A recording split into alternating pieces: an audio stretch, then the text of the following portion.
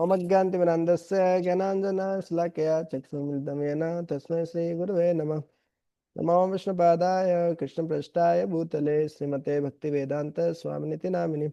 नमस्ते सरस्वते देवे गौरवाणी प्रचारिणि निर्विशेष शून्यवादी पाश्चात्य देशतारिणि। जय श्री कृष्ण चैतन्य प्रभु नित्यानंद श्री अद्वैत गदाधर श्रीवासादि गौर भक्तवृंद। हरे कृष्ण कृष्ण कृष्ण हरे हरे, हरे राम राम राम हरे हरे। हरे कृष्णा। ग्रंथराज श्रीमद् भगवद गीता अध्याय 17 तथा के 3 विभाग। तो देखो जी, कल हमने चर्चा की थी हम्म, देवी तथा आसुरी संपत्ति, देवी तथा आसुरी स्वभाव।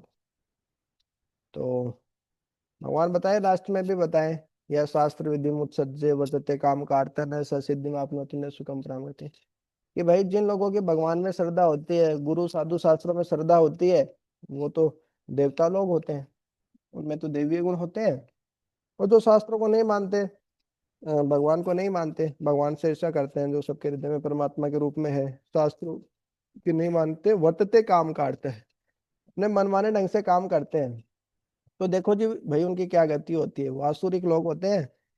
भगवान बता दिया कि न स सिद्धि में आपनोति न सुखम न पराम गति। न उनको सिद्धि मिलती है, न सुख मिलता है, न मरने के बाद कोई अच्छी गति होती है।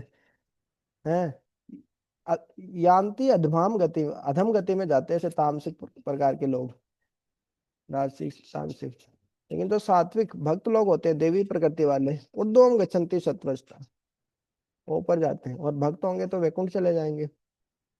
अब लेकिन प्रश्न आ सकता है कि देखो जी भाई, सही है, कुछ लोग है ना जो श्रद्धा ही नहीं होती, तो वो हो गए असुर।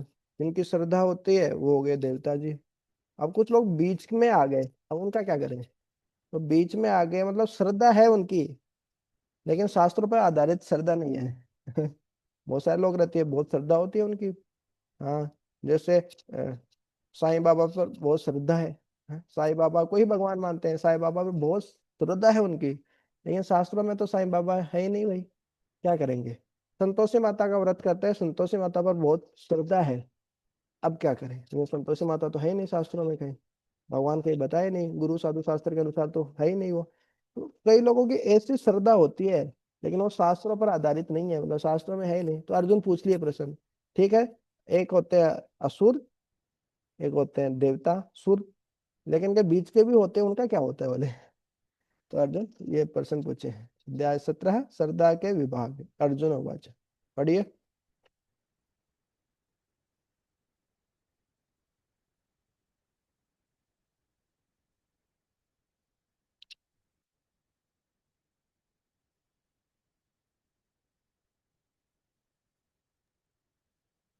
हरे कृष्णा दंडवत प्रणाम। हम्म, पढ़िए। अर्जुन वाच ये शास्त्रम विधिम उत्सृज्य यजन्ते श्रद्धया अन्विता तेषां निष्ठा तु का कृष्ण सत्वम आहो रज तमः। अर्जुन ने कहा, हे कृष्ण, जो लोग शास्त्र के नियमों का पालन न करके अपनी कल्पना के अनुसार पूजा करते हैं, उनकी स्थिति कौन सी है? वे सत्वगुण है, रजोगुण है या तमोगुण है? हरे कृष्ण। हम्म, तो हो तो भाई एक अलग ही कैटेगरी आ गई। जो राक्षस, जिनकी श्रद्धा ही नहीं है, वो तो रजोगुण, वो तो तमोगुणी हो ही गए। जिनकी श्रद्धा है वो सत्वगुणी हो गए। लेकिन ये जिनकी श्रद्धा है लेकिन वो शास्त्रों पर आधारित नहीं है, तो वो कौन सी श्रेणी में आएंगे भाई। ये अर्जुन का स्वाभाविक प्रश्न।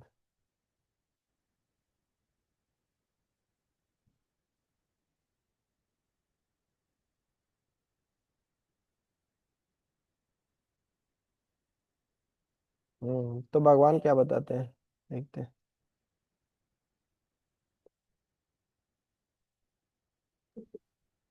श्री भगवान वाच त्रिविधा भवति सरदा देहिनां सा स्वभावजा सात्विकी राजसी च एव तामसी च इति ताम शृणु।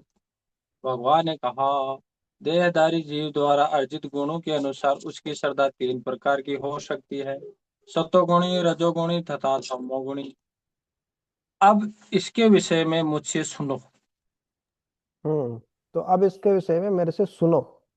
तो भगवान बहुत सारे अध्याय में शुरुआत इसी प्रकार से कर रहे हैं, मतलब तत् श्रृणु, तुम सुनो। मतलब कान दे दो भगवान को, भगवान को कान चाहिए हमारे, तो सुनना बहुत महत्वपूर्ण है। भगवान को बहुत अच्छा लगता है जब कोई सुनता है उनकी बात। तो देखते हैं, अपन सुनते हैं भगवान क्या बता रहे हैं। तो भगवान बता दिए कि देहधारी जीव जो है प्रकृति के तीन गुणों के अनुसार उनकी श्रद्धा भी तीन प्रकार की होती है। सत्वगुणी श्रद्धा हो सकती है, रजोगुणी श्रद्धा हो सकती है, और तमोगुणी श्रद्धा भी हो सकती है। अब भगवान बताएंगे सत्वगुणी श्रद्धा क्या होती है। श्रद्धा मतलब जैसे विश्वास। हाँ, जैसे भक्ति में श्रद्धा क्या होती है, चैतन्य चरितमृत में आता है, श्रद्धा शब्द विश्वास कहे, कृष्ण भक्ति कैले सर्व कर्म कृत होय। कि श्रद्धा शब्द का अर्थ है जी, भाई हमको ये विश्वास है कि मैं भगवान की भक्ति कर रहा हूँ, तो मैं सारे काम कर लिया हूँ, सारे काम हो गए मेरे। ये विश्वास होना चाहिए, भक्ति में इतनी शक्ति है, इतना भगवान पर विश्वास होना चाहिए। भगवान बोले भी है, अनन्या चिंतित तो माम ये जना पर्युपासते ते हाँ, योग क्षेमम वहामी हम, मैं उसका पूरा टेक देखभाल करता हूँ, उसकी सारी जिम्मेदारी मैं लेता हूँ, क्योंकि वो सब कुछ छोड़ के मेरी सेवा कर रहा है ना। इसमें संशय मत करो, है ना, डाउट हो गया है, अरे भगवान देखेंगे कि नहीं संभालेंगे कि नहीं संभालेंगे। तो हमको भगवान की बात पे डाउट हो रहा है, तो भगवान हम पे क्यों विश्वास करेंगे भाई। सिंपल सा लॉजिक है ना। किसी कोई हमको जैसे प्रधानमंत्री बोले तुम ये काम करो, लेकिन हमको प्रधानमंत्री विश्वास नहीं है ये काम करूंगा तो मेरा काम चलेगा कि नहीं चलेगा। तो प्रधानमंत्री हम पे विश्वास क्यों करेगा फिर। यदि हम प्रधानमंत्री पे विश्वास नहीं करें तो प्रधानमंत्री हम पे क्यों विश्वास करेंगे। हाँ। और यदि हम भगवान जो कि सब कुछ है, सब कुछ उन्हीं से आ रहा है, हमने इतना कुछ पढ़ लिया है, भगवान ही सब कुछ है, भगवान कृष्ण पूरी सृष्टि चला रहे हैं, हर चीज हमको, सांस भी उन्हीं के कारण है ना, जीवन सब कुछ उन्हीं के कारण मिल रहा है। अब वो बोल रहे हैं कि मैं ये बोल रहा हूँ इस पर विश्वास करो, इसमें डाउट मत करो। फिर भी हम डाउट कर लेते हैं, तो भगवान फिर हमसे क्यों, हम पर क्यों विश्वास करेंगे। हम्म? तो इस प्रकार से ये तो बहुत ऊंचा स्तर है श्रद्धा का। भक्ति में जो श्रद्धा होती है कि भगवान कृष्ण की भक्ति कर लिया मतलब सब काम कर लिया ऑलरेडी।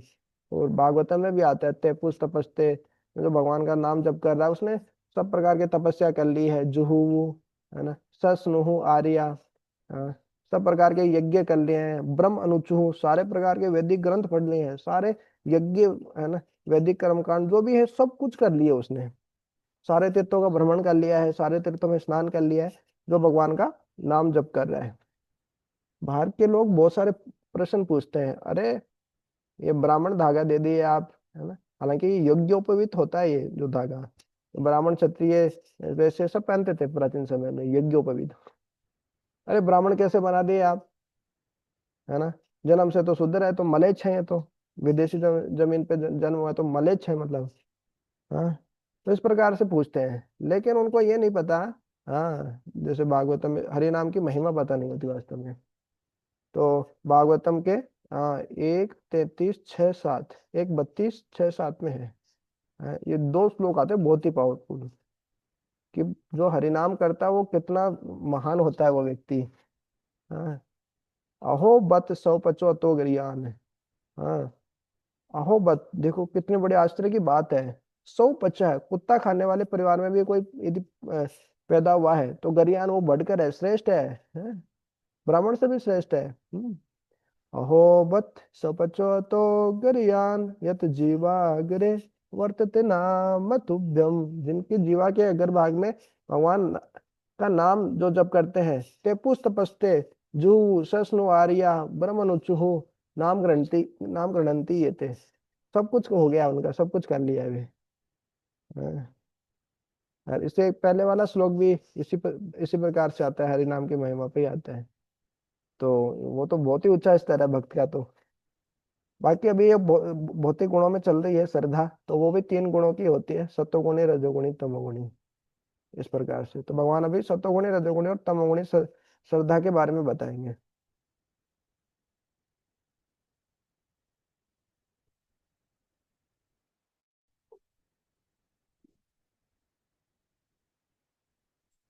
तत्व अनुरूपा सर्वस्य श्रद्धा भवति भारत, श्रद्धामय अयम पुरुष है, यह यत श्रद्धा स एव सह। हे भरतपुत्र, विभिन्न गुणों के अंतर्गत अपने अपने अस्तित्व के अनुसार मनुष्य एक विशेष प्रकार की श्रद्धा विकसित करता है। अपने द्वारा अर्जित गुणों के अनुसार ही जीव को विशेष श्रद्धा से युक्त कहा जा सकता है। हम्म। विभिन्न गुणों के अंतर्गत अपने अस्तित्व के अनुसार मनुष्य एक विशेष प्रकार की श्रद्धा विकसित करता है, मतलब उसका जैसा स्वभाव होता है। श्रद्धा भी मतलब अ, व्यक्ति का जैसा भोजन होता है, जैसी वो तपस्या करता है, जैसे यज्ञ करता है, जैसा दान देता है, उसके अनुसार व्यक्ति की श्रद्धा बनती है। इसलिए भगवान अभी बताएंगे आगे चलकर कि ये जो भोजन है, यज्ञ है, तप है, दान है, ये भी तीनों गुणों में होते हैं इस प्रकार से। तो हर व्यक्ति की अलग अलग चीजों में श्रद्धा होती है। जैसे हमारी श्रद्धा होती है पैसे में। हमको लगता है कि हमारे पास है ना, बाप ने बड़ा भैया, सबसे बड़ा रुपया। रुपया होगा तो है ना, सब कुछ हमारे पास होगा। हमको ऐसा लगता है। हालांकि ऐसा हम आसपास देखते हैं तो ऐसा होता नहीं है कि पैसा होने से ही सब कुछ हो जाता है। लेकिन फिर भी हमारी पैसों में बहुत श्रद्धा होती है, विश्वास होता है पैसों में, है ना, धन संपत्ति में। हम्म। और हमारे शरीर पर कितना हष्ट पुष्ट शरीर है, मेरा जवान शरीर है अभी तो। शरीर में है ना बहुत श्रद्धा होती है, विश्वास होता है। एक हम फ्लाइट की टिकट लेके जाते हैं, छोटा सा कागज रहता है? या फिर हम जैसे ट्रेन की टिकट करते हैं तो एक छोटा सा पेपर है, कागज का टुकड़ा है, उस प्रकार से। लेकिन हमारी श्रद्धा है उसमें, नहीं ये लेके जाऊंगा तो मैं आराम से यात्रा कर सकता हूँ। तो इस प्रकार से अलग अलग चीजों में हमारी श्रद्धा होती है। लेकिन ये श्रद्धा भी है, सत्वगुणी भी हो सकती है, रजोगुणी भी हो सकती है, तामसी भी हो सकती है। हाँ। तो वही भगवान बताएंगे कि सत्वगुणी श्रद्धा क्या होती है, रजोगुणी श्रद्धा क्या होती है, और तमोगुणी श्रद्धा है वो क्या होती है।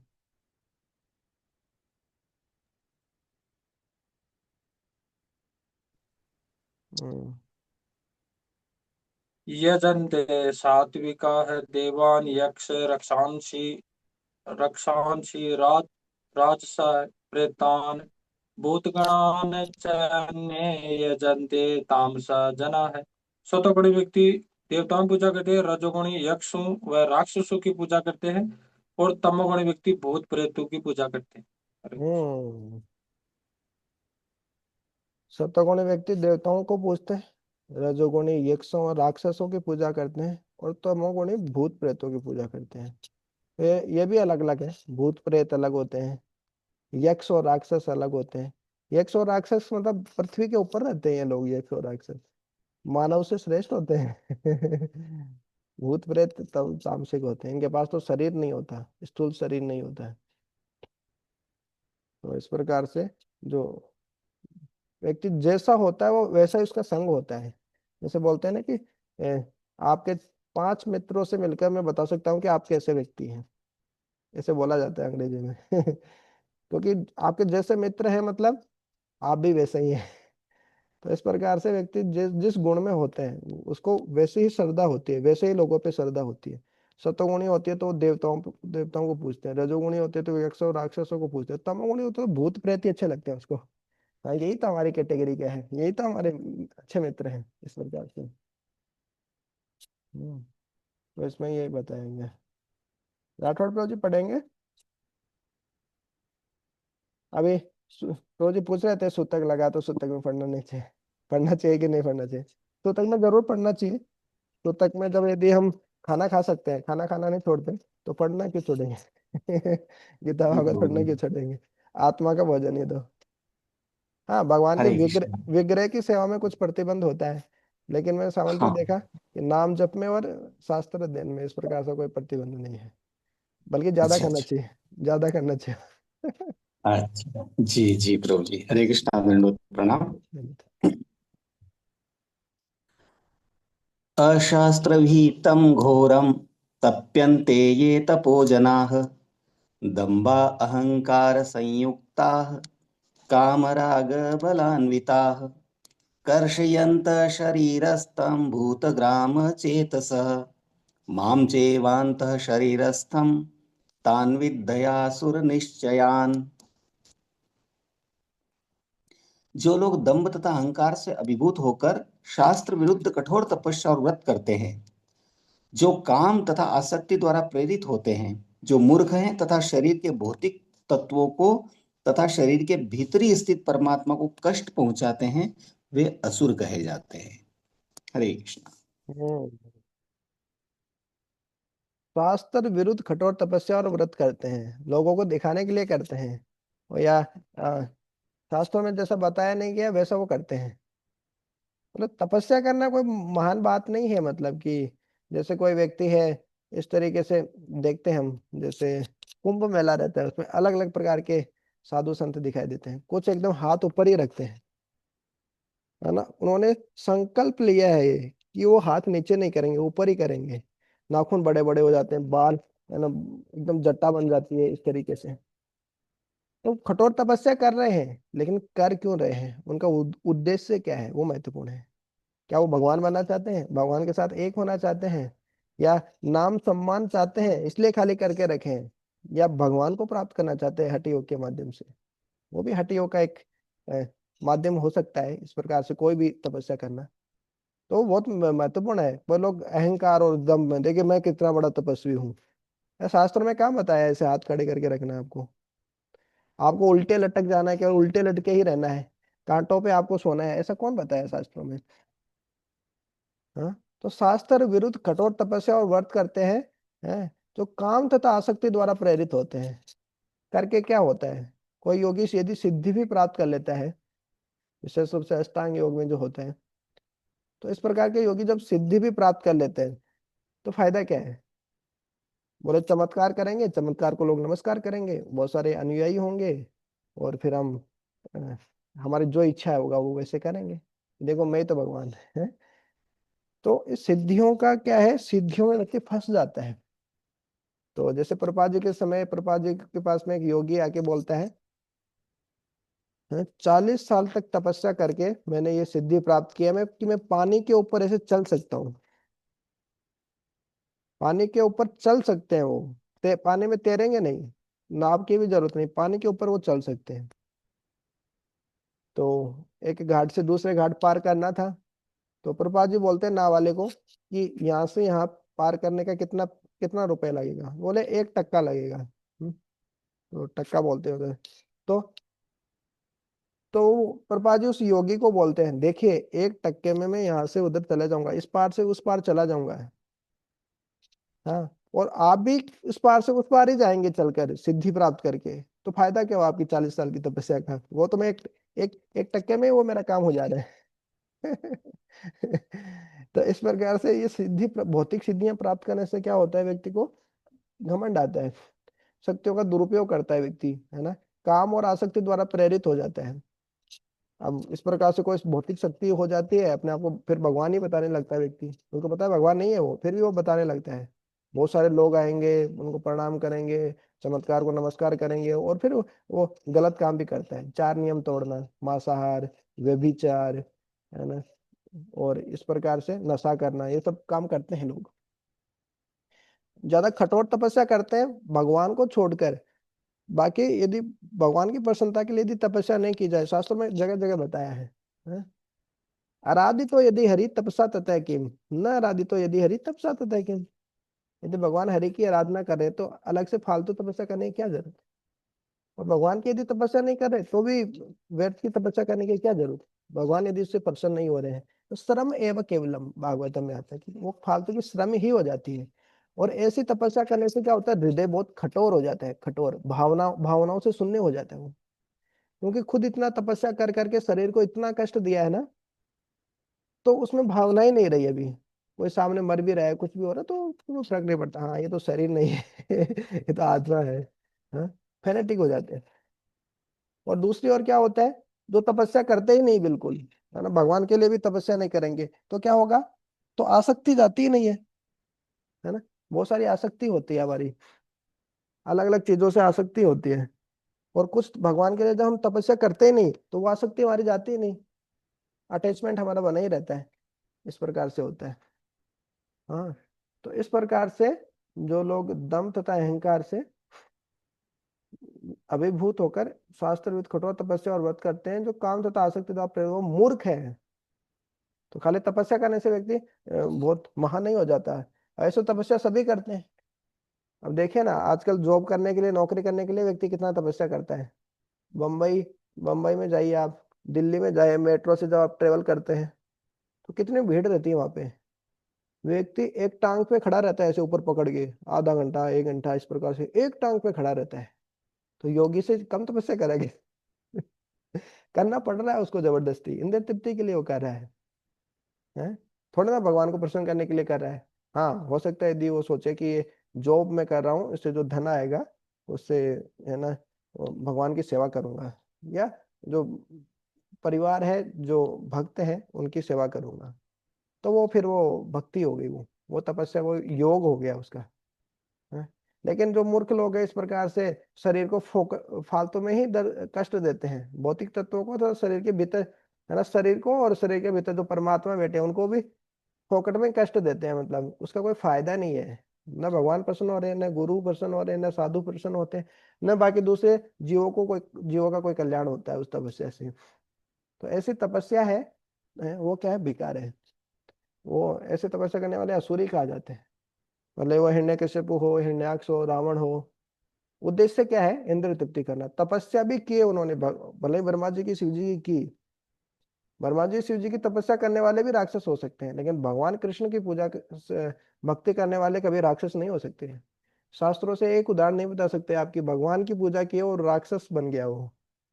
लेकिन शिव जी ब्रह्मा जी की पूजा करने वाले, या तो शिव जी ब्रह्मा जी उनको भगवान श्री कृष्ण के पास भेज देते हैं यदि वो सही तरीके से पूजा करते हैं, नहीं तो उनको ऐसा वरदान देते हैं, वो चीट करना चाहते हैं शिव जी और ब्रह्मा जी को, तो वो भी उनको चीट कर लेते हैं कि आपको ऐसा भौतिक वरदान चाहिए तो ये भौतिक वरदान ले लो। और फिर वो खुद ही फंस जाते हैं जो राक्षस रहते हैं। हालांकि कई बार शिव जी ब्रह्मा जी को खुद को एक काफी तकलीफ हो जाती है वो वरदान देने से। भले वो बाणासुर हो, हिरण्यकशिपु हो, हिरण्याक्ष हो, रावण हो, इस तरीके से अलग अलग जो राक्षस हैं। भस्मासुर। भस्मासुर। उनको दिया वरदान, खुद ही उन्हीं के पीछे हो गए, मतलब भस्म कर देंगे आपको। फिर फिर भगवान के पास जाना पड़ता है उनको भी। तो इस प्रकार के ये, है ना, असुर होते हैं। और ये जो श्रद्धा है वो भी तीनों गुणों में होती है।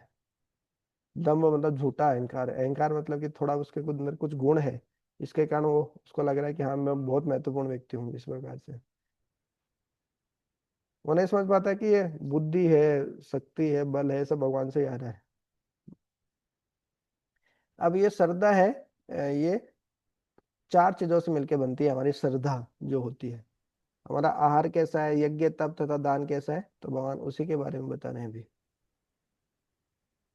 यस। आहार सत्व अपि सर्वस्य त्रिविधो भवति प्रियः। यज्ञस्तपस्तथा दानं तेषां भेदमिमं शृणु। यहाँ तक कि प्रत्येक व्यक्ति जो भोजन पसंद करता है वह भी प्रकृति के अनुसार 3 प्रकार का होता है। यही बात यज्ञ तपस्या तथा दान के लिए भी सत्य है। अब उनके भेदों के विषय में सुनो।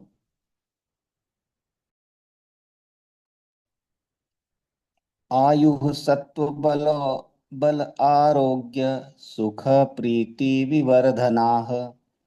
रस्या स्निग्धा स्थिरा हृदया आहारा सात्विक प्रिया। जो भोजन सात्विक व्यक्तियों को प्रिय होता है वह आयु बढ़ाने वाला, जीवन को शुद्ध करने वाला तथा बल, स्वास्थ्य, सुख तथा तृप्ति प्रदान करने वाला होता है।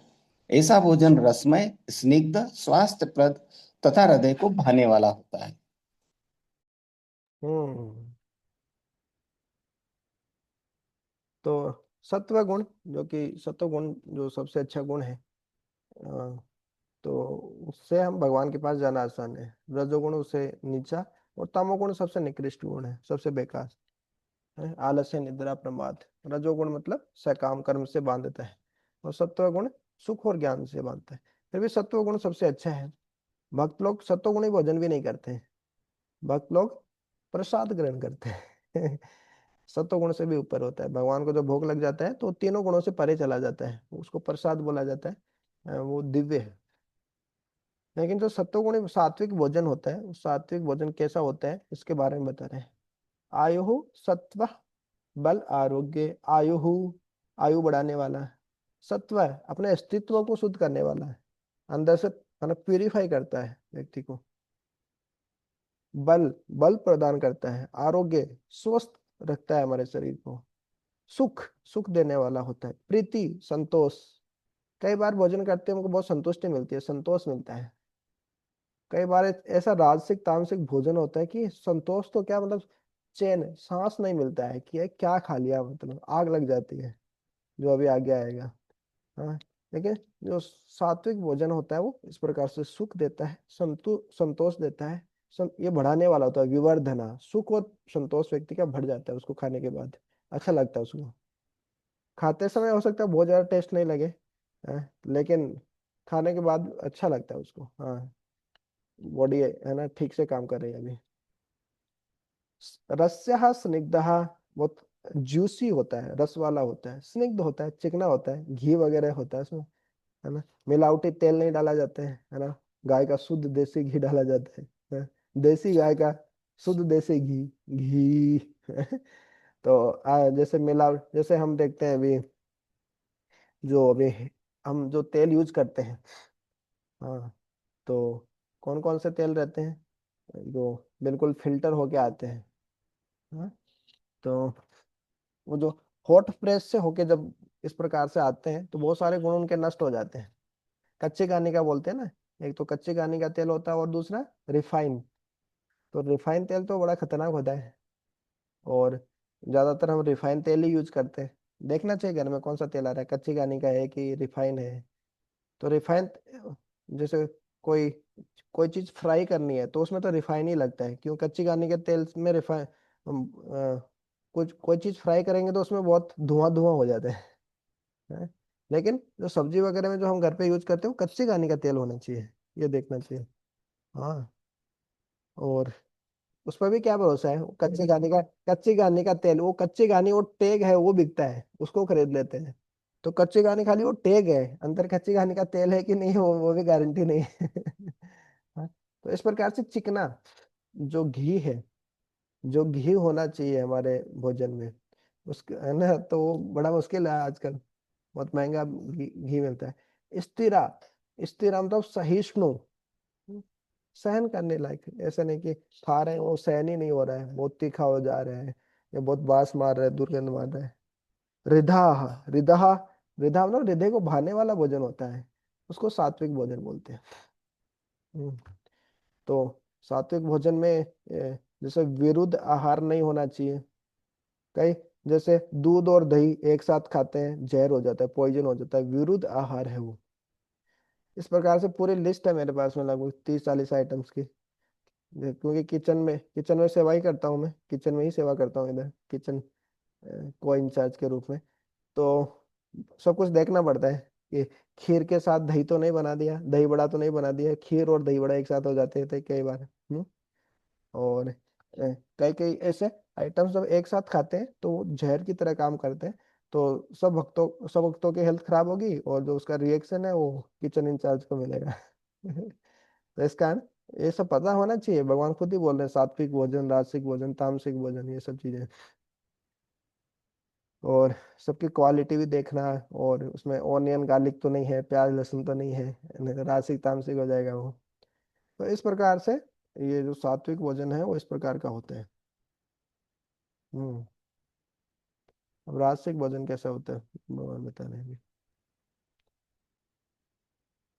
कट्टम्ललवणत्युष्णतीक्ष्णरुक्षविदाहिन आहारा राजस्य श्रेष्ठा दुःख शोकामय कृदाः।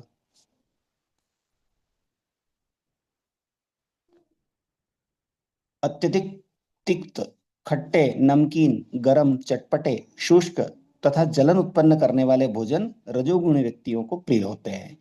ऐसे भोजन दुख, शोक तथा रोग उत्पन्न करने वाले हैं। हम्म। याततामङ्गतरसं पूतिपर्युषितं च यत् उच्छिष्टमपि चामेध्यं भोजनं तामसप्रियम्। खाने से 3 घंटे पूर्व पकाया गया, स्वादहीन, वियोजित एवं सड़ा, झूठा तथा अस्पृश्य वस्तुओं से युक्त भोजन उन लोगों को प्रिय होता है जो तामसी होते हैं।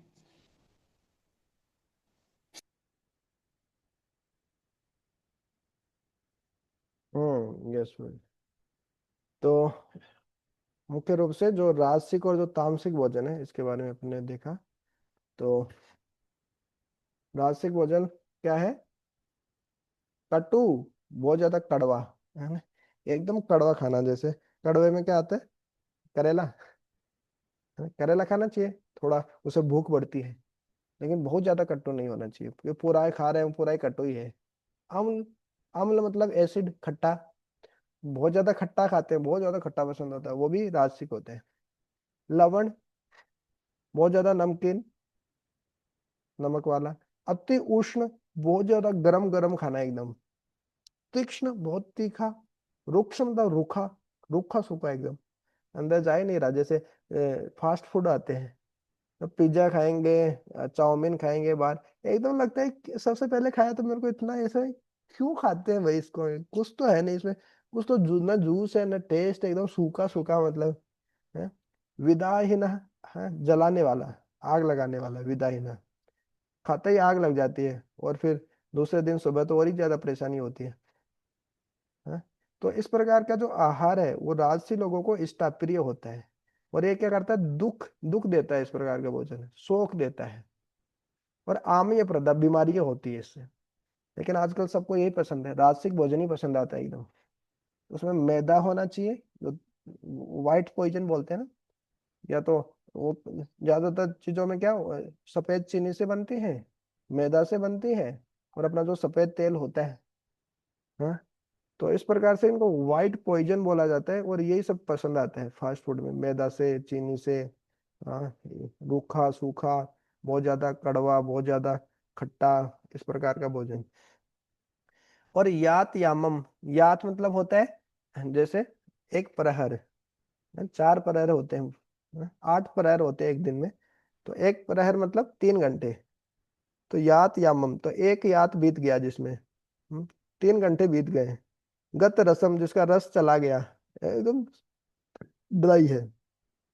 पूती, बास मार रहा है एकदम, दुर्गंधित। परिउषितम, हाँ, जो डिकम्पोज हो गया, खराब हो गया मतलब, जैसे रात का है सुबह तक खराब हो जाता है। चाहिए है। उच्चिष्टम, किसी का झूठा भोजन, किसी का झूठा झूठा भोजन होता है, वो तामसिक भोजन में आता है। लेकिन जो गुरु का है, शुद्ध भक्तों का जो भोजन होता है, उसको महाप्रसाद नहीं, उसको महाप्रसाद बोला जाता है। वो जो भगवान के शुद्ध भक्त सन्यासियों का जो हम उच्चिष्ट खाते हैं, वो भक्ति को बढ़ाने वाला होता है ना। वैष्णवों का जो, है ना, पाद प्रक्षालन करते हैं, वो जल, उनका उच्चिष्ट भोजन, महाप्रसाद, इस तरीके से वो भक्ति को बढ़ाने वाले होते हैं। लेकिन सामान्यतः किसी व्यक्ति का जो झूठा होता है, वो तामसिक भोजन होता है, वो नहीं खाना चाहिए। चाहे अमेध्यम, अमेध्यम मतलब अस्पर्श, है ना, बहुत साफ, बहुत गंदगी से बनाया है, कैसे भी बनाते हैं। यूट्यूब पे देखते हैं ना वीडियो, एक से बढ़कर एक वीडियो रहते हैं, कैसे कैसे बनाते हैं। व्यक्ति गोलगप्पे बेच रहा है, उसी में यूरिन पास कर दे रहा है। और जो शादियों में बनाने के लिए आते हैं, कुछ भी करते हैं वो लोग, नाली का पानी मिला देंगे। तो इस प्रकार से जो इस प्रकार का भोजन है वो तामसिक है, तामसिक। खाएंगे जैसा अन्न वैसा मन, ऐसा भोजन, तामसिक भोजन खाएंगे, है ना, और हमारा मन भी तामसिक हो जाएगा। हम्म चैतन्य महाप्रभु तो बहुत सतर्क करते थे। विषय अन्न खाइले दुष्ट होइले मन। इवन भले ही दिखने में सात्विक भोजन दिखे, लेकिन किसी जो विषयी व्यक्ति है, हम्म जो भक्त नहीं है भगवान का, तो उसका भोजन खाएगा कोई साधु व्यक्ति, तो उसका मन भी विषयी हो जाएगा, भक्ति में मन नहीं लगेगा। कई बार कोई व्यक्ति डोनेशन देता है, दान देता है, गलत तरीके से पैसे कमाता है, और देखता है कि ये काला धन भगवान की सेवा में लगा देंगे तो सफेद धन हो जाएगा। और वो उस धन का जब साधु लोग जब भोजन करते हैं, प्रसादी करते हैं, तो उससे भी उनका मन प्रभावित होता है। हम्म, तो इस प्रकार से हम क्या खा रहे हैं बहुत महत्वपूर्ण है। सीधा अन्न होता है, अन्न के तीन भाग होते हैं, एक हमको पोषण देता है, एक मल बन जाता है, और तीसरे से मन बनता है, एक श्लोक आता है। तो ये हम क्या खा रहे हैं बहुत महत्वपूर्ण है इस प्रकार से।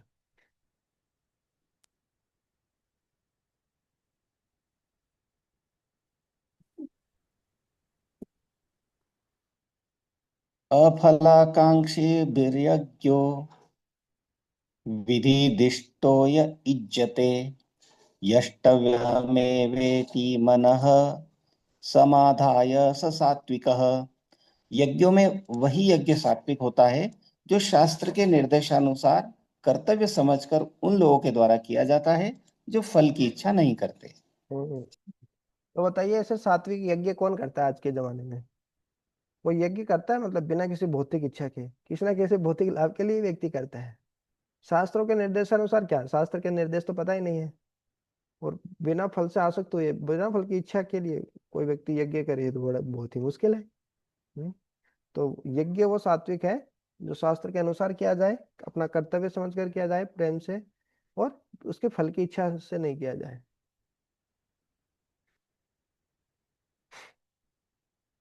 हाँ, देखिए प्रभा जी बता रहे हैं, मनुष्य को चाहे कि वह कर्तव्य मानकर मंदिर या गिरजाघर में जाए, भगवान को नमस्कार करे और फूल और प्रसाद चढ़ाए। कम से कम ना कर्तव्य तो माने कि भगवान इतना सब कुछ दे रहे हैं, जैसे माता पिता की सेवा करना हमारा कर्तव्य है, भले प्रेम नहीं है माता पिता के प्रति तो कर्तव्य मान के तो कम से कम उनकी सेवा करें। उसी प्रकार भगवान की सेवा कम से कम कर्तव्य मान के तो करें। आर्थिक लाभ के लिए पूजा करने का आदेश नहीं है शास्त्रों में। देखिए, जब हम खुद के भौतिक लाभ के लिए मंदिर जाते हैं लोग, खुद के भौतिक लाभ के लिए ही जाते हैं। तो भगवान भौतिक लाभ ही देते हैं उनको, ये था वहां पर बदलते हैं। लेकिन वो सात्विक भक्ति में नहीं आता, वो रासिक रासिक तामसिक भक्ति ही होती है वो। हम्म। तो ऐसे पूजा करने का आदेश नहीं है, आर्थिक लाभ के लिए पूजा करने का आदेश है ही नहीं। देखो, सात्विक यज्ञ ही नहीं होता जो भौतिक लाभ के लिए किया जाता है। मनुष्य को चाहिए कि केवल अर्चा वगैरह को नमस्कार करने जाए, इससे मनुष्य सत्वगुण को प्राप्त होगा। बिना भौतिक लाभ के भगवान को है ना फूल अर्पित करेगा, पत्रम पुष्पम फलम तो यम नमस्कार करेगा, मन मना भव मद भक्तो मध्य जीवन नमस्कुरु, तो इसी से सत्वगुण का प्राप्त होगा। और है कि सब प्रत्येक सभ्य नागरिक का कर्तव्य कि वह शास्त्रों के आदेशों का पालन करे और भगवान का नमस्कार करे। भगवान इस प्रकार से बता रहे हैं। तो ये था सत्वगुण का यज्ञ, अभी रजोगुण का। अभिसन्धाय तु फलम दम्भ अर्थमपि चेव यत् इज्जते भरत श्रेष्ठ तम यज्ञम विद्धि राजसम। लेकिन हे भरत श्रेष्ठ, जो यज्ञ किसी भौतिक लाभ के लिए गर्ववश किया जाता है उसे तुम राजसी जानो। हम्म। जो यज्ञ भौतिक लाभ के लिए घमंड के साथ किया जाता है, भौतिक लाभ के लिए ही करते हैं हम ज्यादातर जो यज्ञ करते हैं लोग, तो वो राजसी में ही आता है। और साथ में गर्व भी रहता है, देखो मैं यज्ञ कर रहा हूँ, मैं अनुष्ठान कर रहा हूँ, इस प्रकार से। विधिहीनम सृष्टान्नम मंत्रहीनम दक्षिणम श्रद्धाविरहितम यज्ञम तामसम परिरक्षते परिचक्षते। जो यज्ञ शास्त्र के निर्देशों की अवहेलना करके प्रसाद वितरण किए बिना, वैदिक मंत्रों का उच्चारण किए बिना, पुरोहितों को दक्षिणा दिए बिना तथा श्रद्धा के बिना संपन्न किया जाता है। हम्म। तो ये महत्वपूर्ण है, देखिए। हाँ, विधिहीनम असृष्टानम, असृष्ट अनम, अन्न की सृष्टि किए बिना, मतलब कोई भी यज्ञ होता है तो उसके बाद में प्रसाद वितरण होना चाहिए, है ना। प्रभुपाद जी बोलते थे कि class without fisting is simply cheating. कोई भी प्रोग्राम होता है, कार्यक्रम होता है, उसमें प्रसाद होना चाहिए अच्छे से। बिना फिस्टिंग के जो प्रोग्राम है वो चीटिंग है। कम से कम फिस्ट नहीं कर सकते, अच्छा प्रसाद सबको नहीं खिला सकते, तो कम से कम कुछ सिंपल फलाहार या कुछ तरीके से इस तरीके से वितरित होना चाहिए। भले ही वो हरिनाम यज्ञ हो, है ना, या कोई दूसरा यज्ञ कराए, है, तो अन्न वितरित होना चाहिए, प्रसाद वितरित होना चाहिए, वैदिक मंत्रों का उच्चारण होना चाहिए, या कम से कम हरे कृष्ण महामंत्र का उच्चारण होना चाहिए, पुरोहितों को दक्षिणा दी जानी चाहिए, है ना। और श्रद्धा होनी चाहिए, बिना श्रद्धा के करते हैं, श्रद्धा भगवान पे श्रद्धा है नहीं, हाँ ठीक है करो यार, फॉर्मेलिटी है करना पड़ेगा कर लो, ना करो तुम भी। हैं? तो इस प्रकार से करते हैं लोग बिना श्रद्धा के। तो वो तामसी तामसी यज्ञ होता है वो, मनोरंजन के लिए करते हैं। लोग भागवत कथा करते हैं, क्यों करते हैं? भागवत कथा करते हैं मनोरंजन के लिए। हाँ, भाव कथाकार आएंगे, बहुत अच्छी कथा सुनाएंगे, जिसको जिससे सुनकर जो श्रोता है उनको अच्छा लगे, उनका शुद्धिकरण हो या नहीं हो, अच्छा लगे बस उनको। और मनोरंजन के लिए भागवतम से नहीं, पता नहीं कहाँ कहाँ से कहानियां सुनाएंगे, और बीच बीच में वो गाने बजाते रहते हैं। और वो गाने भी मतलब आध्यात्मिक होते हैं कि नहीं होते, वो भी बहुत बड़ा डाउट रहता है। फिल्मी गाने तो नहीं बजा रहे कहीं ऐसा। तो मनोरंजन के लिए केवल यज्ञ करना ये है ना, भागवत कथा करना, ऐसे भागवत कथा करवाना, या है ना, जो करने वाला है, दोनों ही मतलब नरक में जाते हैं। भगवान के नाम पे क्या कर रहे हैं? केवल पैसे के लिए, धन के लिए मतलब वो भागवत कथा कर रहे हैं। या फिर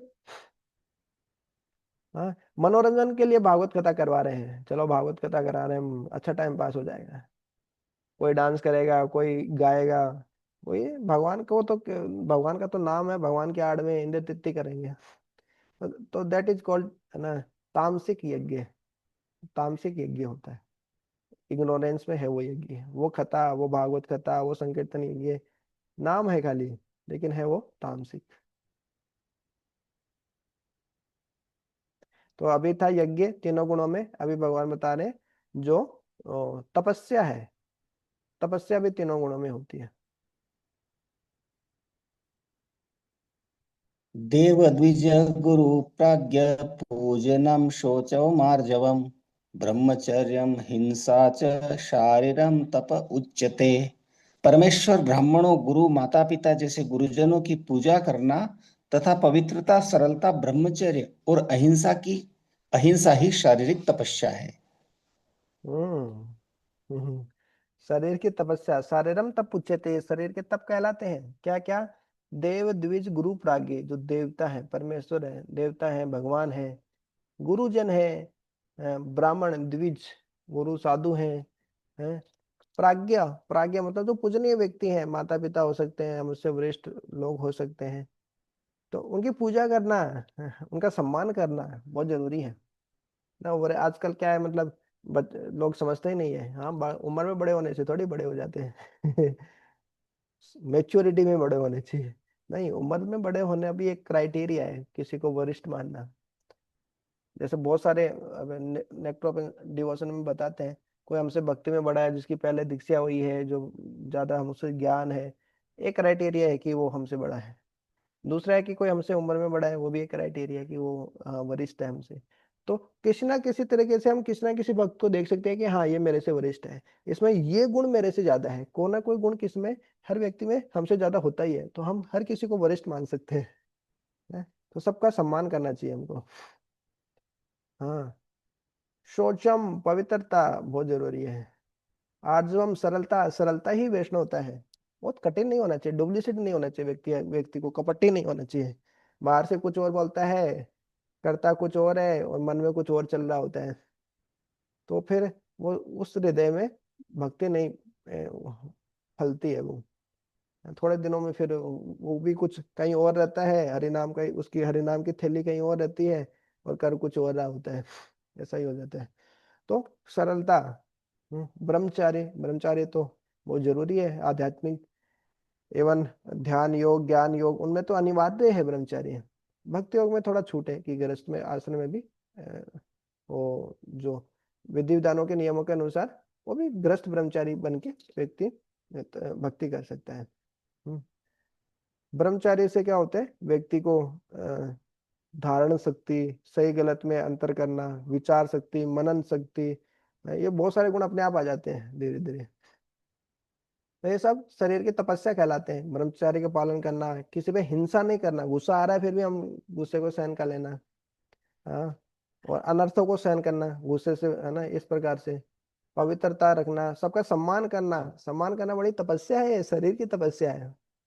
हाँ, गुरुदेव कृपा बिंदु दिया, करो यही दासे, तृणापे का अति ही ना, कि आप तो कृपा के सिंधु हैं, आप कृपा के बिंदु दे दीजिए। वैष्णव सॉन्ग है बांग्ला में, गुरुदेव कृपा बिंदु दिया, करो ए दासे तृण फेखातिहीना सकल सम्मान कोरिते शक्ति है, सबको सम्मान कर सकूं ये शक्ति मेरे को देना है। इस तरीके से उसमें प्रार्थना करते हैं। तो सबका सम्मान करने के लिए बहुत शक्ति चाहिए रहती है। वो गुरु की कृपा से, भगवान की कृपा से वो हमको आती है। सबका सम्मान करना इतना आसान नहीं है।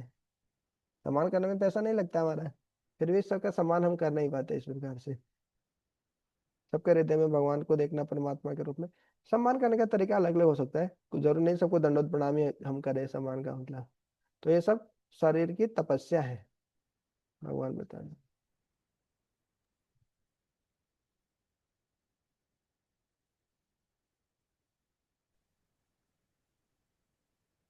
अनुद्वेगकरं वाक्यं सत्यं प्रीहितं च यत् स्वाध्यायाभ्यसनं चैव वाङ्गयं तप उच्यते।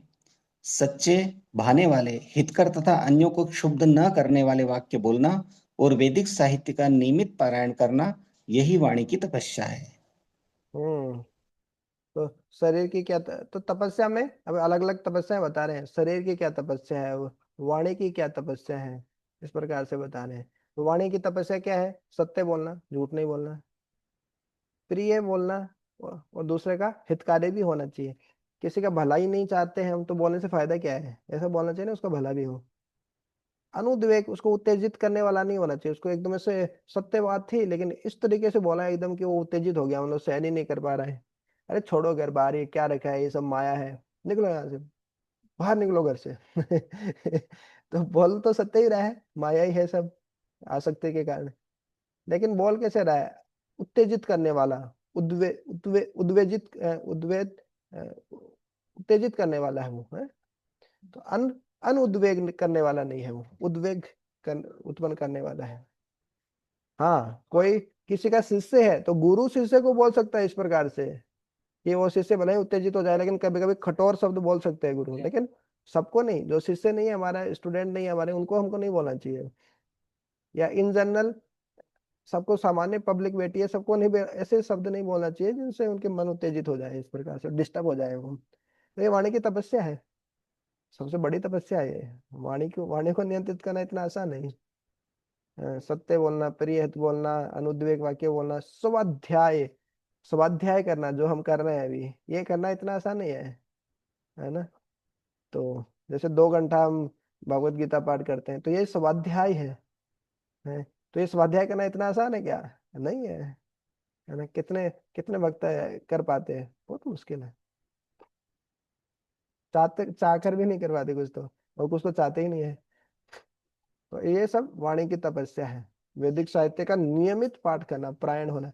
खाली भागवत सप्ताह करना 7 दिन में फिर हो गया बस, ऐसा नहीं होता है। प्रतिदिन नित्यम भागवत सेवया, इस प्रकार से आता है।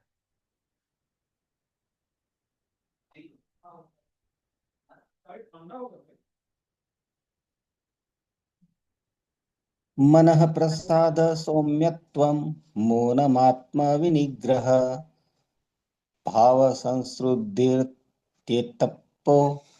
मानसमुच्यते।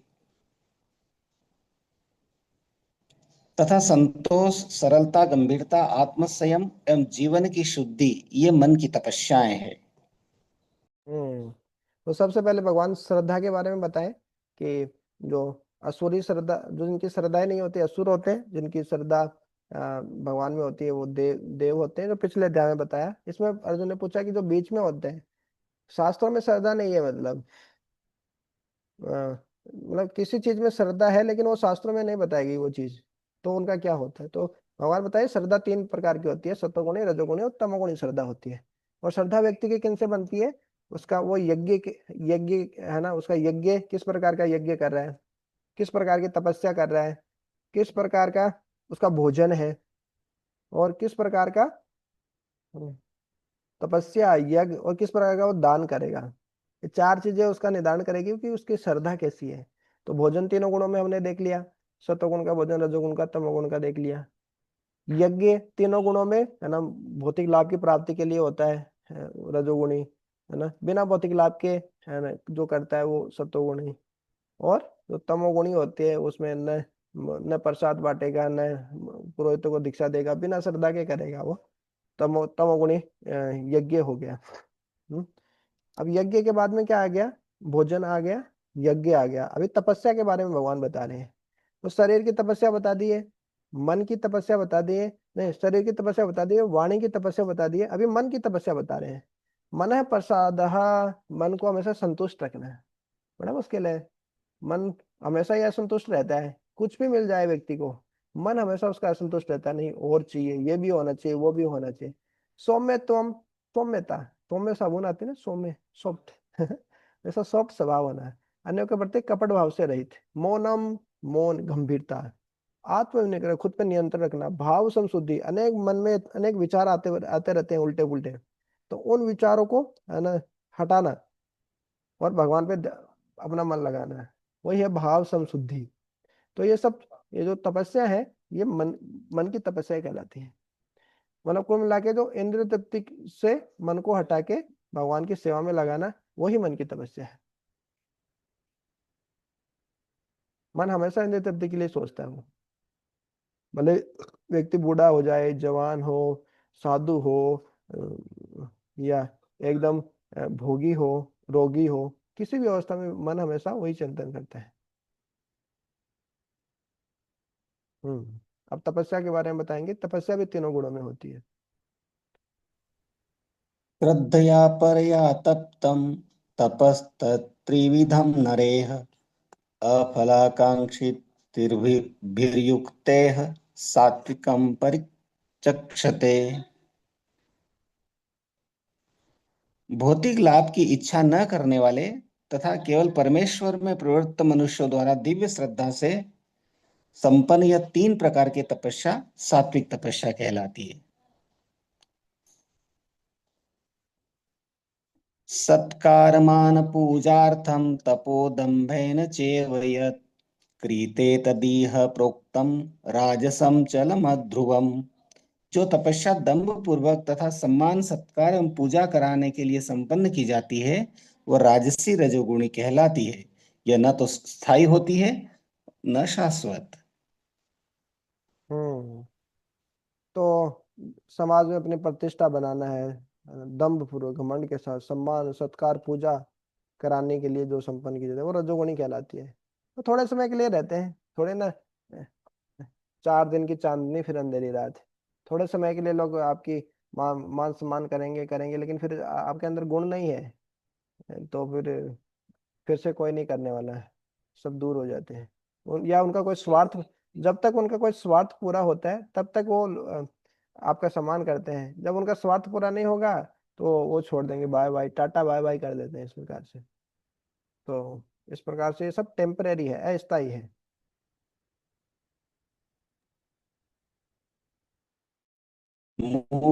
मूढग्राहेणात्मनो यत्पीडया क्रियते तपः परश्चोत्साधनार्थं वा तत्तामसमुदाहृतम्। मूर्खतावश आत्म उत्पीड़न के लिए या अन्यों को विनष्ट करने या हानि पहुंचाने के लिए जो तपस्या की जाती है वो तामसी कहलाती है। जो हम पहले ही देखे थे, जो आसुरिक जो लोग वो करते हैं, असुर किनको कहते हैं? जो इस प्रकार के आसुरिक तपस्या, तामसिक तपस्या करते हैं, वो लोग खुद को ही कष्ट, खुद के शरीर को कष्ट देते हैं, परमात्मा को कष्ट देते हैं, सुखी तपस्या करते हैं बिना भगवान से प्रेम किए। खुद का नुकसान करेंगे और दूसरे का भी नुकसान करने के लिए ही वो इस प्रकार से तपस्या करते हैं। तो तामसिक तपस्या होंगे। अभी दान के बारे में बताएंगे। हाँ, तो इसमें जैसे सबसे पहले भगवान ने श्रद्धा के बारे में बताया, सतोगुणी रजोगुणी तमोगुणी श्रद्धा। फिर श्रद्धा 4 चीजों से मिलकर बनी होती है, जैसे हमारा भोजन होता है, भोजन तीनों गुणों में बताया। हमारे यज्ञ, यज्ञ जो तीनों गुणों में करते हैं, घर में यज्ञ करवाते हैं या फिर हरिनाम यज्ञ करते हैं, संकीर्तन यज्ञ। उसके बाद तपस्या बताई। तपस्या भाई शरीर की तपस्या होती है, वाणी की तपस्या होती है, मन की तपस्या अलग अलग होती है। और उसके बाद में जो तपस्या भी तीनों श्रेणियों में हो सकती है, जब खुद को कष्ट देने के लिए, दूसरों का विनाश करने के लिए, है ना, इस प्रकार से मूर्खतावश जो तपस्या की जाती है वो तामसिक होती है। राजसिक तपस्या और सात्विक तपस्या हमने देख ली। तो 3 हो गए हमारे, आहार हो गए, यज्ञ हो गई और तपस्या हो गई, तीनों गुणों में। और तपस्या को भी 3 गुणों, तीन तीन प्रकार से तपस्या की जाती है। मन शरीर की तपस्या, वाणी की तपस्या, मन की तपस्या। अब बचा क्या? दान। तो दान भी क्या तीनों गुणों में होता है। दान के बारे में बताएंगे भगवान। दातव्यमिति यद्दानं दीयते अनुपकारिणे देशे काले च पात्रे च तद्दानं सात्विकम स्मृतम। जो दान कर्तव्य समझकर किसी प्रत्युपकार की आशा के बिना समुचित काल तथा स्थान में और योग्य व्यक्ति को दिया जाता है वह सात्विक माना जाता है। हाँ, तो क्लास के स्टार्टिंग में दान की ही बात चल रही थी। तो दान मतलब बहुत पहले तो ये पता होना चाहिए दान मतलब, दान भी तीनों गुणों में होता है। और जो हम दान कर रहे हैं, दान देते हैं, वो किस गुण में हम करते हैं। जो दान कर्तव्य समझ के कि हाँ मेरी ड्यूटी है, इतना सब कुछ मेरे को प्रकृति से मिला है, साधुओं से मिला है, हम उनको कुछ देंगे। जब भगवान ने इतना दिया है, हम दूसरों को देंगे, गरीबों को देंगे या साधु को देंगे, किसी को, इस प्रकार से किसी प्रति उपकार की आशा के बिना कि रिटर्न में मेरे को कुछ चाहिएगा, ऐसा नहीं।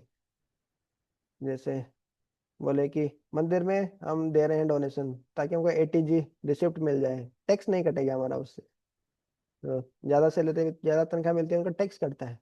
तो वो मंदिर में दान देने से उनका टैक्स नहीं कटता है, इसलिए वो दान देते हैं। हैं?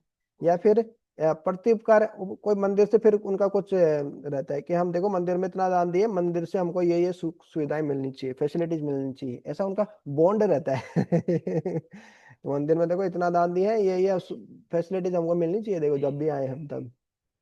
हाँ, हमारा नेम प्लेट लगा होना चाहिए कि देखो हमने ये चीज इसको दान दी है। तो प्रत्युपकार में कुछ ना कुछ आशा है। हम्म, भौतिक आशा मुख्य रूप से। समुचित काल, समय भी देखना चाहिए, किस काल में दे रहे हैं, किस परिस्थिति में दे रहे हैं। हर कभी दान नहीं करना चाहिए, समय देख के दान करना चाहिए कि हाँ अभी सही समय है क्या देने का। हम्म, और स्थान भी देखना चाहिए, है ना। मंदिर में दे रहे हैं कि काम बाहर दे रहे हैं, ये कौन सी जगह पे दान दे रहे हैं। कि जहाँ पे सारे पाप कर्म होते हैं वहीं जगह हम दान दे रहे हैं, जाके वहीं पे हम चढ़ा के आगे 50,000 रुपए, और 50,000 रुपये से क्या क्या पाप कर्म होगा, फिर देखो आपको उसका रिएक्शन मिलेगा। आपको लगा कि मैं बड़ा धर्म का काम करके आया, पुण्य का काम करके आया, और लेकिन उस रुपए का क्या उपयोग करेगा वो लोग। मंदिर में ही दान दिया है भले ही, लेकिन मंदिर में वो लोग मैनेजमेंट किस प्रकार से उसका उपयोग करेगा, तो उसका फल भोगना पड़ेगा आपको। हाँ, और योग्य व्यक्ति को दिए जाता है, ये बहुत महत्वपूर्ण है। अयोग्य व्यक्ति को कभी नहीं देना चाहिए। बोले बहुत सारा दान देते हैं, बड़े बड़े मंदिरों में हम चढ़ाते हैं, गवर्नमेंट के पास जाता है, गवर्नमेंट क्या करते हैं, बोले उससे जो मदरसे हैं या फिर जो मुस्लिम लोगों के जो चलते हैं मस्जिद वगैरह, उनमें जो वहां पे उन लोगों के लिए वो खर्चा हो रहा है पैसा। अरे भाई भगवान के लिए पैसा दिया, खर्चा उधर हो रहा है, तो पाप ही लग रहा है एक तरीके से। दिया भगवान को, हो कहाँ लग रहा है। योग्य व्यक्ति को नहीं दिया है। योग्य व्यक्ति को देना बहुत जरूरी है। एक बार मैं रेलवे स्टेशन से आ रहे थे, मैं और मेरे साथ में मुरारी हरिप्रभु और बाकी भक्त थे एनआईटी भोपाल से। तो हम लोग आ रहे थे उज्जैन ट्रेन से, उधर पहले उधर ही पढ़ाई करते थे। तो हमने देखा कि एक एक व्यक्ति बहुत भिखारी, बहुत दयनीय स्थिति में था। उसका पैर कटा हुआ है, मतलब एकदम ऐसा, मतलब एक पैर इतना मोटा हो रखा है सूज कर, है ना, देखा होगा वो। पता नहीं उनको जानबूझ के उनका शरीर, उनके शरीर को फुला देते हैं कि क्या करते हैं वो लोग, ताकि लोग उनको भिक्षा दे दे। वो इतना मोटा पैर हो रखा है, एकदम सड़ रहे हैं, एकदम दयनीय स्थिति। देख कर इतनी दया आई, हम सबको दया आई हुई, इतना गरीब व्यक्ति है। देखो हम तो अच्छे ही घर में रहते हैं, इस्कॉन मंदिर में रहते हैं, अच्छा ही मार्बल का महल है एक तरीके से, अच्छा ही खाते पीते हैं हम तो, साधु वाले ही हैं। हाँ। लेकिन ये भिखारी बेचारे को कुछ भी नहीं मिल रहा है। एकदम कैसे इसका पैर इतना मोटा हो रखा है, एक पैर काट के रखा है, एकदम बोल भी नहीं पा रहा है, इसको कुछ देना चाहिए। तो हमने कुछ प्रसाद था वगैरह इस प्रकार से दिया, फिर लगा कि इसको कुछ पैसा भी देना चाहिए। तो हमारे एक ही वक्त में थोड़ा सा करुणा का उफान आया, दया दया उमड़ी, इस प्रकार से कुछ उसको रुपए भी दिए। ट्रेन थोड़ी लेट थी, तो हमने थोड़ी देर बाद में देखा, आधा ही घंटा बाद में वो पावा पी रहा था, वो दारू पी रहा था वो। तो फिर चर्चा किया आपस में, अरे प्रभु, वो इतनी दया दिख रही थी, हमने जो दान दिया उसका उपयोग देखो क्या हो रहा है। उसी रुपए से वो व्यक्ति शराब पी रहा है। तो दान किस व्यक्ति को दे रहे हैं, भले ही वो भिखारी जैसा दिख रहा है, चलो हमको बहुत दया आई हमने दे दिया, लेकिन वो व्यक्ति उस पैसे को लेके क्या करेगा? वो गलत काम करेगा, पाप कर्म करेगा, तो उसका उसका पाप कर्म, उसका पाप फल आपको भी भोगना पड़ेगा। तो जो दान करते हुए समझकर, बिना कोई रिटर्न में कुछ चाहिए, भगवान को कुछ दान कर रहे हैं, चलो हमको भी कुछ चाहिए, भगवान को कुछ करना चाहिए हमारे लिए भी, अरे रजोगुणी दान है वो, तमोगुणी दान है। प्रत्युपकार की आशा नहीं होनी चाहिए, अपना करते हुए समझ के भगवान ने इतना कुछ दिया है मेरे को, तो ग्रेटिट्यूड करते कितना, बस देखो मैं भी भगवान को कुछ दूं। हाँ, काल स्थान और परिस्थिति को देख के देना चाहिए, किस परिस्थिति में दान कर रहे हैं, किस व्यक्ति को दान कर रहे हैं। हाँ, तब वो दान सात्विक माना जाता है ना। और देखो काल का भी क्या है, किस किस स्थान तो हो गया, है ना, किस स्थान में दे रहे हैं, तीर्थ स्थान में देने का ज्यादा फल है। और समय का भी रहता है, समुचित काल, सूर्य या चंद्रग्रहण के समय, मासांत में, जैसे हमारा जो दामोदर महीना कार्तिक मंथ आता है, उसमें दान देने की अलग महिमा है। भागवत जैसे जो एकादशी होती है, या फिर जो भागवत का जो प्राकट्य समय होता है, उस तिथि को भागवत दान करने से ज्यादा फल मिलता है। तो समय का भी फर्क रहता है, किस समय पे दान देना है। सुबह सुबह मंगल आरती में आप दान देंगे 10 रुपया आरती के समय, तो उसका कई गुना फल मिलेगा। तो काल का भी फर्क रहता है, स्थान कहाँ दान दे रहे हैं और किस व्यक्ति को दान दे रहे हैं, ये सब बहुत महत्वपूर्ण है। ये सब देखना चाहिए जब हम दान करते हैं तब।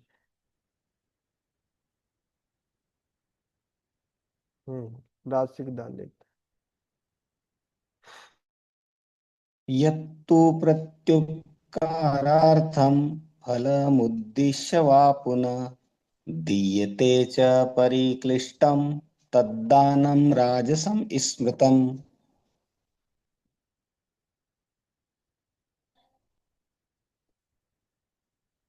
किंतु जो दान प्रत्युपकार की भावना से या कर्म फल की इच्छा से या अनिच्छा पूर्वक किया जाता है वह रजोगुणी राजस कहलाता हैं। कई लोग दान करते हैं लेकिन प्रत्युपकार की भावना से, अरे हमने दान किया, हमको क्या मिला, हमको बदले में कुछ मिलना चाहिए ना, तो कुछ फैसिलिटीज मिलनी चाहिए, या कुछ ना कुछ तो मिलना चाहिए, या कर्म फल की इच्छा से करते हैं कि हाँ कुछ मिलेगा, ये दान किया तो मेरे जीवन में बीमारियां दूर हो जाएगी, कुछ मैं बहुत प्रगति करूंगा, इस तरीके से भौतिक फल की इच्छा से करता है, या अनिच्छा पूर्वक करता है। अनिच्छा पूर्वक करता है मतलब,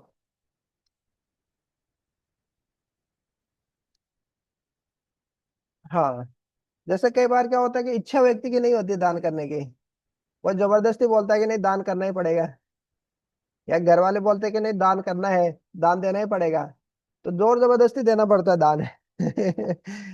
हाँ, या कोई साधु पीछे पड़ जाता है, नहीं दान देना है तेरे को। तो उसको दान देना पड़ जाता है, और दान देने के बाद उसको बहुत दुख होता है, अरे मैं क्यों दे दिया यार, वो कौन साधु था, वो क्या करेगा पैसे का। ठीक है, वो तो देखना चाहिए कि कौन साधु था, हर किसी को नहीं देना चाहिए, तो कोई प्रामाणिक साधु है उसको देने के बाद भी सोचता है, अरे मैं क्यों दे दिया, कितनी मेहनत से कमाया था वो पैसा, इतना पैसा क्यों दे दिया, कम देना चाहिए था उसको, मैं 5,000 रुपए ही दे दिए उसको मैंने, उसकी बातों में आके 1,000 रुपए देने चाहिए थे, 500 दे देता, 100 रुपए दे देता, ये तो बहुत था, इतना क्यों दे दिया मैं दान में। तो बहुत अनिच्छा पूर्वक जो दान देते हैं वो रजोगुणी दान होता है, वो अपने हृदय से नहीं दिया, प्रेम से नहीं दिया, वो बिना इच्छा है, अपनी इच्छा को मार के दान दिया है। इंद्रिय तृप्ति करने के लिए जाएगा व्यक्ति, हाँ, अपने मजे के लिए जाएगा, मूवी देखने के लिए इधर उधर जाएगा, तो बहुत पैसे उड़ा देगा वो हजारों रुपए लाखों रुपए लोग खर्च करते हैं, लेकिन मंदिर के लिए मतलब 1 रुपया निकालने के लिए बहुत सोचना पड़ता है, भक्त हो जाता तो बात अलग है, निकाल देता है फिर तो, लेकिन कोई भक्त नहीं है तो फिर वो बहुत 100 बार सोचता है, वो 10 रुपया निकालने के लिए भी। एक जो सबसे फटा हुआ नोट रहता है, सबसे छोटा नोट, वो निकाल के फिर हुंडे में डालते हैं। अच्छे अच्छे लोग मतलब मंदिर में देखते हैं ना, अच्छे अच्छे लोग, बड़े बड़े लोग आते हैं, लेकिन पैसा वही निकालते हैं, वो सबसे जो छोटा नोट रहता है, 10-20 रुपए का नोट, 50 रुपए का नोट, इससे बड़ा नोट निकालना मुश्किल होता है। और वो भी निकालते हैं, वो भी क्या, अनिच्छा पूर्वक निकालते हैं, अरे ये भी कहाँ खर्च हो जाएगा, गलत जगह खर्च हो रहा है, तो बोले मंदिर में चला जाएगा, भगवान की सेवा में चला जाएगा ये पैसा, तो है ना, तो थोड़ा और भी कम दे सकते थे ना, इतना भी देने की क्या जरूरत है, इस प्रकार से। तो व्यक्ति क्या, इंद्र खुद के लिए बहुत पैसा खर्च करना चाहता है, बहुत कुछ करना चाहता है, भगवान के लिए कुछ करना नहीं चाहता। अरे भगवान के लिए इतना रुपए खर्च करने की क्या जरूरत है। जैसे मंदिर में आएंगे आप, अपने इस्कॉन मंदिर है उज्जैन में आएंगे, तो प्रतिदिन का मतलब फल फूलों का, भगवान के ड्रेस का खर्चा ही हजारों लाखों में जाता है। भगवान की एक ड्रेस बनती है, 5 फिगर है, 5 फिगरों के ड्रेस का खर्चा ही लाखों में होता है। और जो फूल चढ़ते हैं वही जैसे केवल भगवान को ऐसे फूल ऑफर होते हैं वही 2-3 हजार के होते हैं। माला बनती है वो अलग है मतलब। तो इस प्रकार से महीने का खर्चा ही लाखों में होता है मतलब, भगवान की सेवा से।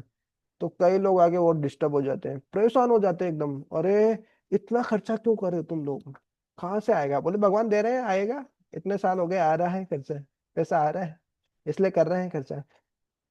नहीं नहीं नहीं नहीं, फिर भी इतना करने की क्या जरूरत है भगवान के लिए, भगवान के लिए इतना क्यों करना। देखिए भगवान से ईर्ष्या इतनी कूट कूट के भरी है, जैसे भगवान बोले ना कि जो व्यक्ति, सबके हृदय में जो परमात्मा के रूप में भगवान बैठे उससे ईर्ष्या करता है वो असुरी है। तो असुरी गुण इतना कूट कूट के भरा रहता है व्यक्ति के अंदर। नहीं नहीं, भगवान को इतना सब कुछ देने की जरूरत क्या है, भगवान के लिए इतना 56 भोग बनाने की क्या जरूरत है, इतना भी क्या करने की जरूरत है। हाँ, तो इस प्रकार से रहती है। हाँ भाई, भगवान तो लक्ष्मीपति है ना, करने दो सेवा अच्छे से। हाँ, तो इस प्रकार से रजोगुणी जो दान होता है वो इस प्रकार से करना नहीं चाहता, जबरदस्ती है ना करना पड़ता है उसको, फिर उसको कष्ट होता है कि मैं इतना दान क्यों दे दिया। हाँ, और कुछ उसको लगता है कि बदले में कुछ मेरे को मिलना चाहिए ना प्रत्युपकार में।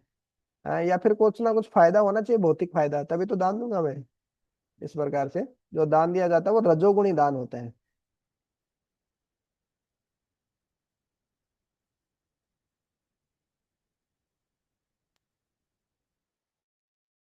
अदेशकाले यद्दानं पात्रेभ्यश्च दीयते असत्कृतमवज्ञातं तत्तामसमुदाहृतम्। तथा जो दान किसी अपवित्र स्थान में अनुचित समय में किसी अयोग्य व्यक्ति को या बिना समुचित ध्यान तथा आदर से दिया जाता है वह तामसी कहलाता है। हम्म, तामसिक मतलब कि अपवित्र स्थान में, किसी नशा करने वाले, है ना, दारू, जैसे दारू की कोई दुकान है वहां पे जाके दान कराए। अरे उसमें दान क्या करना है, पाप लगेगा ना, धर्म का काम थोड़ी है वो दान। अनुचित समय में, गलत समय में दान नहीं करना चाहिए, अनुसमय भी होता है। अयोग्य व्यक्ति को किसी को भी दे दिया दान, उसका गलत उपयोग करेगा, या दान किया उसको, है ठीक है ले भाग, ये ले पैसे भाग यहाँ से, बिना ध्यान और आदर के इस प्रकार से दान दे रहा है, तो वो तामसिक दान कहलाता है। दान भी तीनों गुणों में होता है।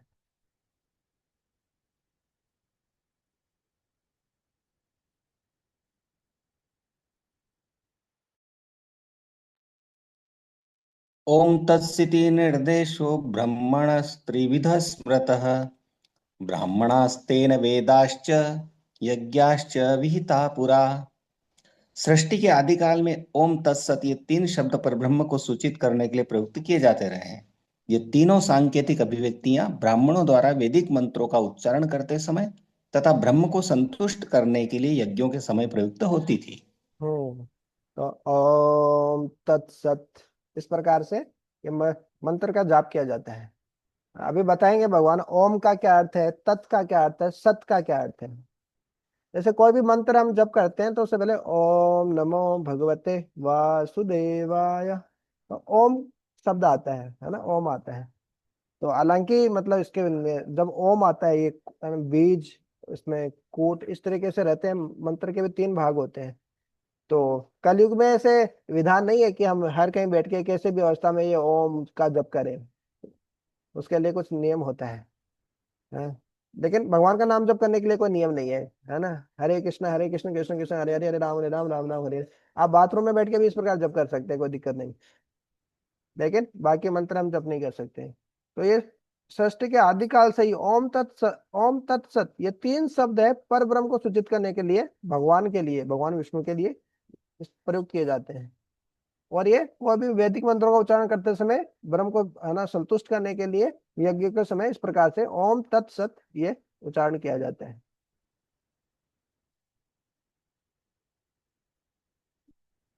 जैसे ओम तत्सत, ओम तद विष्णु हो, ओम इति एतत् ब्रह्मणः निर्दिष्टकम नाम। हाँ, तत् तमसि। हाँ, तो ओम का, ओम शब्द है, भगवान बोलते हैं ओंकार मैं ही हूँ वास्तव में। तो हर मंत्र के पहले ये ओम आता है। तत् मतलब क्या है? तत्त्वमसि दूसरे लक्ष्य का सूचक है। और सत का अर्थ क्या है? सत मतलब भगवान, है ना, भगवान के लिए, कि भगवान सत है, या भगवान के भक्त भी सत होते हैं, है? सत और असत दो शब्द परमानेंट अब्सोल्यूट है भगवान के भक्त। हम्म।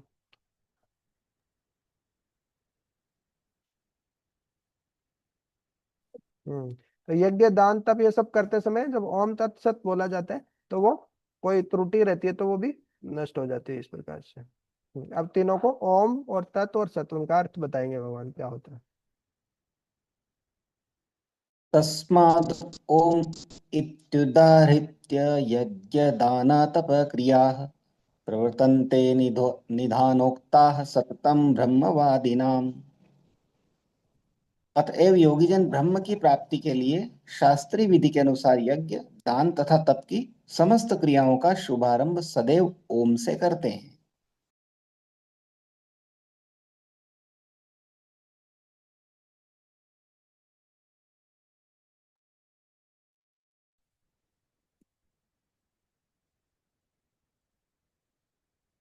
तदिन्य तदित्यन्नभिसन्धाय फलं यज्ञ तप क्रिया दान क्रियाश्च विविधाः क्रियन्ते मोक्षकांक्षिभिः। मनुष्य को चाहिए कि कर्मफल की इच्छा किए बिना विविध प्रकार के यज्ञ तप तथा दान को तत् शब्द कहकर संपन्न करे। ऐसी दिव्य क्रियाओं का उद्देश्य भवबंधन से मुक्त होना है।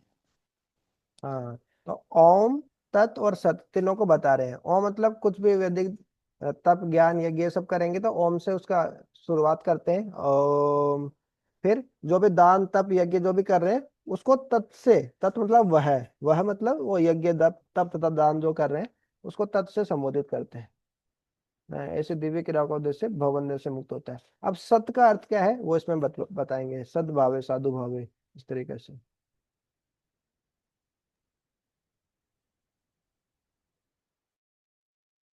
सद्भावे साधु भावे च सदित्येत प्रयुज्यते प्रशस्ते कर्मणि तथा सच्छब्दः पार्थ युज्यते यज्ञे तपसि दाने च स्थिति सदिति चोच्यते कर्म चैव तदर्थीयं सादित्येवाभिधीयते।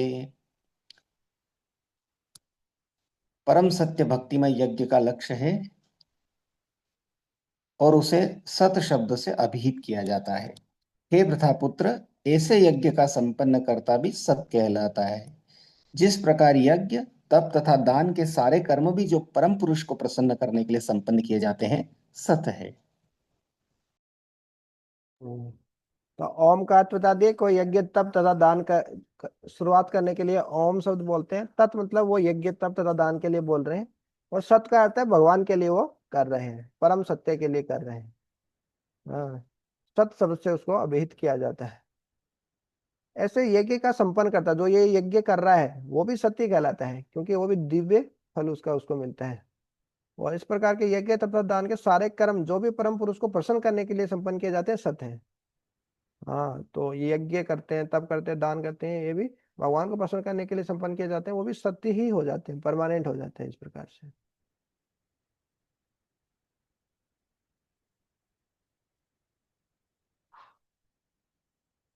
श्रद्धया हुतं दत्तं तपस्तप्तं कृतं च यत् असदिच्युते पार्थ न च तत्प्रेप्य नो इह। हे पार्थ, श्रद्धा के बिना यज्ञ दान या तप के रूप में जो भी किया जाता है वह नश्वर है, वह असत कहलाता है और इस जन्म तथा अगले जन्म दोनों में ही। दोनों में ही व्यर्थ जाता है। तो श्रद्धा के बिना यज्ञ यज्ञ दान या तप केवल जो भी कुछ किया जाता है वह नश्वर है। श्रद्धा होना बहुत जरूरी है। श्रद्धा अयम श्रद्धामयो अयम पुरुष है। व्यक्ति की जैसी श्रद्धा होती है है, वो वैसा ही व्यक्ति हो जाए, वैसा ही पुरुष कहलाते हैं। तो सात्विक, राजसिक, तामसिक श्रद्धा हमने देखी। ये श्रद्धा व्यक्ति का कैसा भोजन करता है, कैसा यज्ञ दान तप कर रहा है, उसके आधार पे श्रद्धा उसकी निर्धारित होती है। और फिर जैसी श्रद्धा होती है उसी के आधार पे उसका जो यज्ञ तप दान कर रहा है वो उसका वैसा ही फल मिलता है उसको। तो बिना श्रद्धा के करता है, विश्वास नहीं है, खाली हाँ ठीक है करना है खाली, तो वो टेम्परेरी फल, नश्वर है वो, और असत कहलाते हैं। और इस जन्म पर अगले जन्म दोनों में ही व्यर्थ जाते हैं। श्रद्धा जो है हमारी हमारी जो चेतना है वो बहुत महत्वपूर्ण है। शास्त्रों में कितनी श्रद्धा है, शास्त्रों में कितना पढ़ रहे हैं, पढ़ेंगे तभी तो श्रद्धा आएगी, भगवान का नाम जप करेंगे तभी तो नाम में श्रद्धा आएगी। तो इस प्रकार से जब श्रद्धा के साथ हम यज्ञ ताप तथा दान करते हैं तो उसका फल अलग होती है। जितनी श्रद्धा उतना फल हमको मिलता है। बिल्कुल श्रद्धा रहित होकर हम यज्ञ तप दान ये सब हम कर रहे हैं, यज्ञ तप तथा दान भी कर रहे हैं, बिना श्रद्धा के कर रहे हैं, तो उनका फल भी क्षण भंगुर है, नश्वर है। लेकिन जितना, जैसे शुद्ध भक्त और साधारण भक्त में अंतर क्या होता है, वो भी तो वही काम करते हैं, 16 माला जप करना, वो शास्त्र पढ़ना, ये सब तो वो भी करते हैं, हम भी तो कर रहे हैं, वो हम भी तो कर सकते हैं ना। तो अंतर क्या है, दोनों की श्रद्धा का स्तर अलग अलग है, चेतना का स्तर अलग अलग है। वो हरि नाम को जिस भाव से कर रहा है, जितना प्रेम से कर रहे हैं जो शुद्ध भक्त, वो उतना प्रेम से हम नहीं कर रहे हैं। अरे जल्दी कब से खत्म हो, बस टांग दे हम माला को ऊपर, इस प्रकार से। तो श्रद्धा का अलग अलग स्तर रहता है, श्रद्धा के हिसाब से ही अ, निर्धारण होता है कि व्यक्ति का भक्त किस स्तर का भक्त है, वो कनिष्ठ भक्त है कि मध्यम भक्त है कि उत्तम भक्त है, इस प्रकार से। तो ये इसी के साथ हमारा ये 28 ये 17वां अध्याय खत्म होता है। तो इसमें हमने क्या देखा, जस्ट हम समराइज कर लेते हैं इसको एक बार।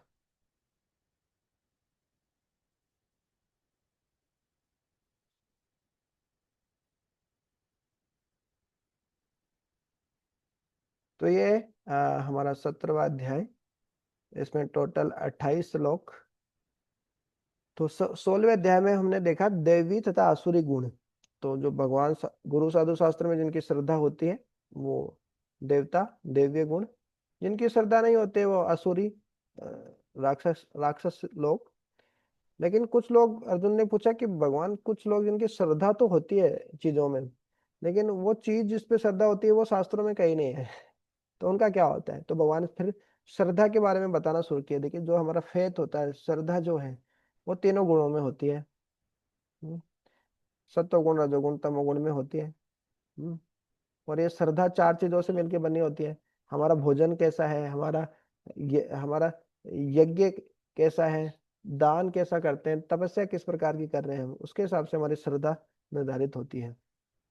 तो भोजन तीनों गुणों में हमने देखा, तीनों गुणों में जो यज्ञ होता है वो देखा, तपस्या भी देखी तीनों गुणों में। और तपस्या तीन प्रकार की तपस्या होती है, शरीर की तपस्या, वाणी की तपस्या और मन की तपस्या।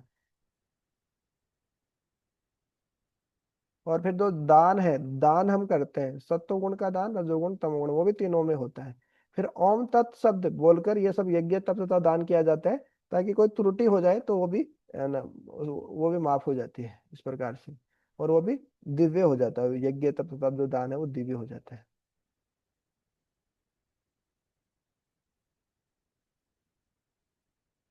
हम्म। तो पहले श्लोक में यही था, अर्जुन ने पूछा कि उनका क्या होता है जिनका इस प्रकार से।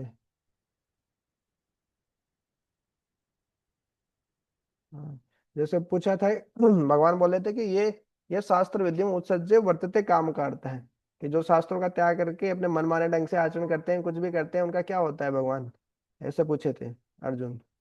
हाँ, तो नहीं, भगवान बोले थे कि जो मनमाने तरीके से आचरण करते हैं, न स सिद्धि में आपनोति न सुखम न पराम गति। हाँ, फिर तस्मात् शास्त्रम प्रमाणम ते कार्य कार्य व्यवस्थित हो, कि क्या सही है क्या गलत है, शास्त्र प्रमाण है। गुरु साधु शास्त्र बताएंगे कि क्या सही है क्या गलत है। लोग यूट्यूब पे वीडियो बनाते हैं, देखो ये गलत हो रहा है, ये सही है, इसको ऐसा करना चाहिए, उसको ऐसा करना चाहिए। अरे तुम्हारे बताने से क्या होगा, गुरु साधु शास्त्र हैं वो बताएंगे ना, विशेष रूप से आध्यात्मिक चीजों में, कि क्या सही है क्या गलत है। तो वो भगवान बताना शुरू करें कि सत्वगुण की श्रद्धा, रजोगुण की और तमोगुण की श्रद्धा। हाँ, अब कोई व्यक्ति रजोगुण में है तो रजोगुणी श्रद्धा होगी, तमोगुण में तो तमोगुणी श्रद्धा होगी, तो क्या करे फिर? हाँ, यदि कोई गुरु साधु है ना, शास्त्र का की आज्ञा का पालन करेगा ना, तो वो शुद्ध हो जाएगा, उसकी श्रद्धा भी शुद्ध हो जाएगी। व्यक्ति रजोगुण तमोगुण से व्यक्ति उठ के ऊपर आ जाएगा, गुरु साधु शास्त्र का अनुसरण करेगा तो।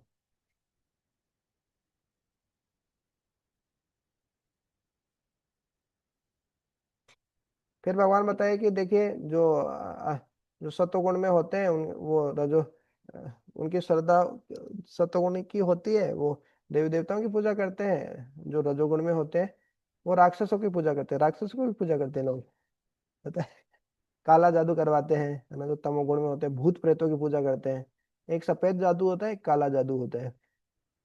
तो शमशान घाट में जाके इस प्रकार से वो आत्मा को पकड़ लेते हैं। सब सारी आत्माओं का उद्धार नहीं होता है शमशान घाट में, कुछ आत्माएं उधर ही भटकती रहती है।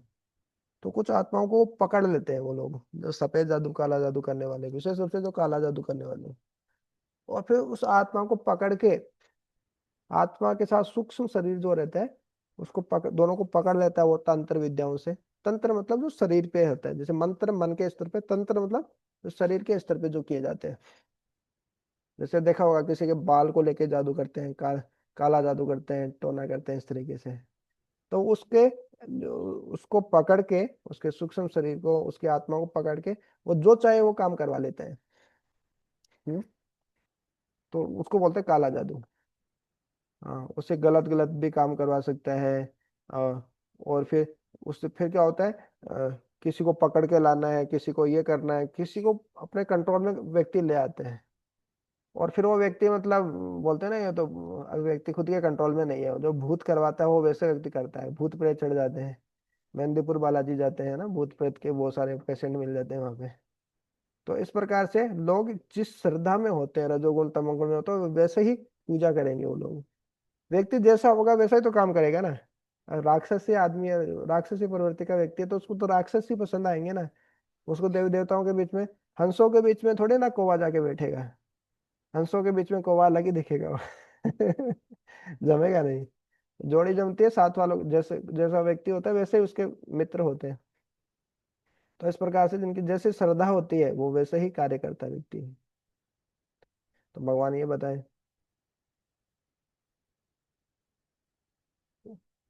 हाँ, वो असुर लोग किनको कहते हैं? जो ऐसी तपस्या करते हैं जो शास्त्रों में बताई नहीं है, शरीर को कष्ट देते हैं, जिनसे उनका हृदय कठोर हो जाता है, परमात्मा को कष्ट देते हैं, और दूसरे लोगों का भी बुरा करते हैं, खुद का भी बुरा ही करते हैं ऐसे लोग, असुर लोग। हमें काम और आसक्ति से उनकी की जो तपस्या है वो प्रेरित होती है, इस प्रकार से करते हैं। फिर हमने देखा कि जो भोजन है, यज्ञ है, तप और जो दान है वो भी तीनों गुणों में होता है। तो सत्वगुण का भोजन क्या होता है? आयु सत्व बलारोग्य सुख प्रीति विवर्धन रस्या स्निग्धा स्थिरा विद्या आहार सात्विक प्रिय। तो ये भोजन हमको पता होना चाहिए, कौन कौन इस भोजन में क्या क्या आता है, ये सब पता होना चाहिए। आयु बढ़ाने वाला होता है, अपना अंदर शुद्धिकरण करने वाला, बल आरोग्य सुख प्रीति विवर्धन करने वाला, रस्या होता है रसीला होता है, स्निग्ध चिकना, घी, घी मतलब सत्वगुण में आता है, स्थिर, है ना, हृदय को संतुष्ट भाने वाला, ये सब सात्विक भोजन होता है, हृदय को भाने वाला भोजन। और रजोगुणी भोजन क्या होता है? बहुत ज्यादा कड़वा, बहुत ज्यादा खट्टा, बहुत ज्यादा लवण, है ना, अति उष्ण, बहुत ज्यादा गर्म, तीक्ष्ण, बहुत ज्यादा तीखा, एकदम मिर्ची, एकदम तेज मिर्च चाहिए, एकदम एकदम रूखा सूखा भोजन, एकदम फास्ट फूड खाएंगे, चाइनीज फूड खाएंगे, एकदम विदाई ना, आग लगा देने वाला, शरीर में आग लगा दे दो। हम्म। फिर ये राजसिक भोजन होता है, इसे दुख मिलता है, शोक मिलता है और बीमारियां होती है। और तामसिक भोजन क्या होता है? 3 घंटे पहले पकाया हुआ, मतलब भोजन होता है वो गर्म होना चाहिए, गर्म भोजन होना चाहिए, गर्म। हाँ, उसी को खाना चाहिए, गर्म भोजन को। 5-6 घंटे पहले, 3 घंटे पहले कुकिंग किया हुआ भोजन नहीं खाना चाहिए। हम्म, तो वो जो क्वालिटी रहती है गरम गरम भोजन में वो नहीं रहती बाद में। 3 घंटे पहले पकाया हुआ भोजन, गत रसम, जिसमें रस चला गया है, मतलब सूखा सूखा है एकदम, पूती बास मार रहा है, दुर्गंध युक्त है, पड़ा हुआ बहुत दिनों का है। उचिष्टम, किसी का झूठा भोजन, और अस्पर्श से, गंदगी के साथ बनाया हुआ है, बिना साफ सफाई के इसे बना दिया एकदम। तो ये सब तामसिक भोजन होता है। लेकिन भक्त लोग तो भगवान का प्रसाद खाते हैं, तीनों सात्विक राजसिक तामसिक तीनों से ही ऊपर है। फिर यज्ञ के बारे में बताया कि यज्ञ भी तीनों गुणों में होते हैं, जो हम घर में यज्ञ करवाते हैं या संकीर्तन यज्ञ करते हैं इस प्रकार से। हाँ, तो जो सात्विक यज्ञ होता है वो बिना किसी भौतिक लाभ के लिए होता है, मेरे को कुछ भौतिक रूप से कुछ चाहिए इसलिए मैं यज्ञ कराऊंगा घर पे, है, तो वो सात्विक यज्ञ नहीं है। शास्त्रों के अनुसार अपना कर्तव्य मान के बिना फल की इच्छा किए जो यज्ञ होता है वो सात्विक होता है। रजोगुण में जो यज्ञ होता है उसमें भौतिक लाभ चाहिए रहता है, उसके लिए यज्ञ कराते हैं घर में। और अपना घमंड दम दिखाने के लिए, देखो मैं कितना धार्मिक आदमी हूँ, धर्म का काम कर रहा हूँ, यज्ञ करा रहा हूँ मैं। और जो तामसिक यज्ञ होता है उसमें क्या होता है, व्यक्ति शास्त्रों के विधि विधानों का कुछ पता नहीं, उसको वो पालन नहीं करता। और यज्ञ होने के बाद, भले संकीर्तन यज्ञ हो या यज्ञ घर में हो, उसके बाद प्रसाद ही नहीं बांटते। प्रसाद बांटना चाहिए, है ना। पुरोहित जो होते हैं ब्राह्मणों को दक्षिणा भी देनी चाहिए। वैदिक मंत्रों का उच्चारण भी होना चाहिए, मंत्रों का उच्चारण ही नहीं हुआ, पता नहीं क्या क्या क्या बोल के, कुछ भी बोल के स्वाहा स्वाहा, ऐसा नहीं, है ना। कम से कम भगवान का नाम का जप होना चाहिए, ज्यादा भी नहीं हो तो। और जो तामसिक यज्ञ होता है बिना श्रद्धा के होता है, श्रद्धा नहीं है उसको, अरे क्या कर रहे हैं ये, आग में घी डाल रहे हैं, क्या पैसा नष्ट कर रहे हैं, पैसा फालतू में, तो काय को पैसा पैसा को आग में डाल रहे हैं, अरे घी आग में क्या डाल रहे हैं, तो घी कितना महंगा आता है उसको ही मेरे पूरे पैसों को आग में डाल रहा है ये व्यक्ति तो तो श्रद्धा नहीं है, खाली ऐसे करना पड़ रहा है, घर वाले जबरदस्ती पीछे पड़े हैं इसलिए कर रहे हैं। तो शास्त्रों का ज्ञान नहीं है, श्रद्धा नहीं है, तो इस प्रकार से जो यज्ञ किया जाता है वो तामसिक यज्ञ होता है। और तपस्या भी तीनों गुणों में होती है। तपस्या पहले तो तीन प्रकार की होती है, हमारे शरीर की तपस्या होती है, वाणी की तपस्या होती है, मन की तपस्या होती है। तो शरीर की तपस्या क्या है, अपने से बड़ों का सम्मान करना, सबको सम्मान करना भी एक तपस्या है शरीर की, है ना। हाथ ऐसे झुकता नहीं है, अरे ऐसे ऐसे करके चलते हैं हम, थोड़े झुकेंगे थोड़ी यहाँ पे। तो देव द्विज और गुरु प्राज्ञ जो लोग हैं हमारे, भगवान के सामने, ब्राह्मणों के सामने, साधुओं के सामने, गुरु के सामने, वरिष्ठ लोगों के सामने, है ना, उनका उनका सम्मान करना है, पवित्रता करना, सरलता, है। जैसे बाहर से वैसे अंदर से, अंदर से कुछ और सोच रहे हो और किसी का बुरा चाह रहे हो हम, दोगलापन हो, कपटी हो, तो ऐसे लोगों को भगवान नहीं मिलते। सरलता ही वैष्णवता है, सोचम पवित्रता, है। ब्रह्मचार्य, ब्रह्मचार्य का पालन करना बहुत जरूरी है भगवान को प्राप्त करने के लिए। इसी से तो पवित्रता आती है, इसी से तो हम शास्त्रों को समझ पाते हैं, भगवान को समझ पाते हैं। और अहिंसा, दूसरों का बुरा न करना, है। तो ये शरीर की तपस्या होती है। फिर वाणी की तपस्या, कुछ ऐसा नहीं बोलना जिससे किसी को दुख पहुंचे, ठेस पहुंचे, कुछ ऐसा बोलना चाहिए जिसका किसी का भला हो। किसी का भला नहीं हो तो अ, मेंढक की तरह टर टर करने में फायदा क्या है, मतलब चुप रहो, उससे अच्छा तो, है। सत्य बोलना चाहिए, प्रिय होना चाहिए, हितम उसका फायदा भी होना चाहिए। और वाणी की तपस्या क्या है, शास्त्रों का पाठ करना, जैसे अभी हम भगवत गीता का पाठ कर रहे हैं, तो इस प्रकार से शास्त्रों का पाठ करना ये वाणी की तपस्या है।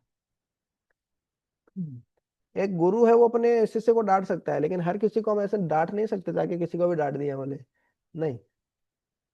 अनुद्वेग होना चाहिए, दूसरों को उद्वेजित करने वाला, उद्वेग उत्पन्न करने वाला वाक्य नहीं होने चाहिए। फिर मन की तपस्या, मन की तपस्या क्या है, मन हमेशा इंद्र तृप्ति करने के लिए भागता है, अरे मेरा खुद का फायदा क्या है, खुद को मजा कैसे आएगा, मैं खुद के लिए ही सोचता हूँ, मैं सोचता हूँ। उससे उसको हटा के भगवान की तरफ लगाना है, नहीं नहीं इधर नहीं, मैं से, है ना, हमारा भगवान, भगवान के पास कैसे जाना है, वो मन की तपस्या है ना। मन को संतुष्ट रखना हमेशा, मन है प्रसाद है सौम्यत्वम, सरलता, कपटपन नहीं, मन को संतुष्ट रखना। मन कभी संतुष्ट नहीं रहता, कितना भी व्यक्ति के पास आ जाए, कुछ भी हो जाए, वो संतुष्ट नहीं रहेगा व्यक्ति, हमेशा असंतुष्ट ही रहता है, मेरे पास ये नहीं है, मेरे पास वो नहीं है, ये भी होना चाहिए, वो भी होना चाहिए, सब। मौनम, चुप नहीं रहता, फालतू की बातें करता है, अरे कोई काम की बात नहीं बोल रहे तो उससे अच्छा है चुप रहो आप, है। उपदेशामृत हम पढ़ेंगे तो उसमें भी पहला श्लोक रूप गोस्वामी वही बोलते हैं, वाचो वेगम, जिसने वाणी को वेग को नियंत्रित कर लिया वो बहुत अच्छा है। अब बोले वाणी का वेग तो नियंत्रित होता है नहीं हमसे, तो भगवान के बारे में बोलो कम से कम, अच्छा है। ऐसे शास्त्र पढ़ेंगे, भगवान के बारे में बोलेंगे तो वो बहुत अच्छा है नहीं तो क्या, कुछ प्रोडक्टिव नहीं है हमारे पास, कुछ अच्छा बोलने के लिए नहीं है, तो चुप रहना ही अच्छा है। गंभीर है ना, मौन रहना, ये भी एक आध्यात्मिकता का लक्षण है। मौन मतलब या तो भगवान के बारे में बोलना है या अनावश्यक नहीं बोलना है। क्योंकि जो व्यक्ति ज्यादा बोलता है उसकी बुद्धि कम होती जाती है धीरे धीरे, है ना। वो ज्यादा वो चिंतन नहीं कर पाता, मनन नहीं कर पाता, उस प्रकार से ज्यादा डीपली सोच नहीं पाता, गहराई में जाके सोच नहीं पाता वो व्यक्ति जो ज्यादा बोलता है। हम्म। और विनिग्रह है, अपने इंद्रियों को नियंत्रण में रखना, हृदय का शुद्धिकरण, ये सब मन की तपस्या है। तो सबसे पहले देखा, श्रद्धा के तीनों गुणों में होती है। श्रद्धा चार चीजों से मिलकर बनी होती है, भोजन, यज्ञ, तप तथा दान। तो भोजन तीनों गुणों में देख लिया हमने, सात्विक रासिक तामसिक भोजन देख लिया, यज्ञ तीनों गुणों में होता है वो देख लिया। अभी हम देख रहे हैं तपस्या, तपस्या तीनों गुणों में होती है। इससे पहले की तपस्या तीन प्रकार की होती है, हमारे शरीर की, मन की और वाणी की तपस्या। तो ये तीनों तपस्या होती है। अभी हम देखेंगे ये तपस्या भी तीनों गुणों में होती है। सत्वगुण की तपस्या होती है, भगवान में श्रद्धा होता है, विश्वास होता है, भगवान के लिए करते हैं, कोई भौतिक लाभ के लिए नहीं करते हैं। रजोगुण में व्यक्ति घमंड, मान सम्मान, पूजा इसके लिए करते हैं और इसका फल भी क्षणिक होता है। और तमोगुण में व्यक्ति तपस्या करता है, वो मूर्खतावश करता है, शरीर को कष्ट देता है और दूसरों को भी हानि पहुंचाता है, खुद की भी हानि होती है, इस प्रकार से। तो ये थी तपस्या। अब बचा दान। तो ये जो दान है वो भी तीनों गुणों में होता है। अपना कर्तव्य मानकर बिना किसी प्रति उपकार की इच्छा किए, है ना, अनुपकारणे, है, और सही समय पर सही स्थान पर और योग्य व्यक्ति को देना, वो सत्वगुण का दान है। और इसका बिल्कुल उल्टा हो जाएगा, गलत स्थान पे गलत समय पे किसी अयोग्य व्यक्ति को देना और बिना किसी श्रद्धा और सम्मान के साथ ऐसे दान दे रहे हैं, तो वो तामसिक दान है। और राजसिक दान में क्या होता है, व्यक्ति को बदले में कुछ चाहिए रहता है, सकाम कर्म, उसको कुछ भौतिक इच्छा पूरी होनी चाहिए, इस प्रकार से। तो ये होता है राजसिक दान।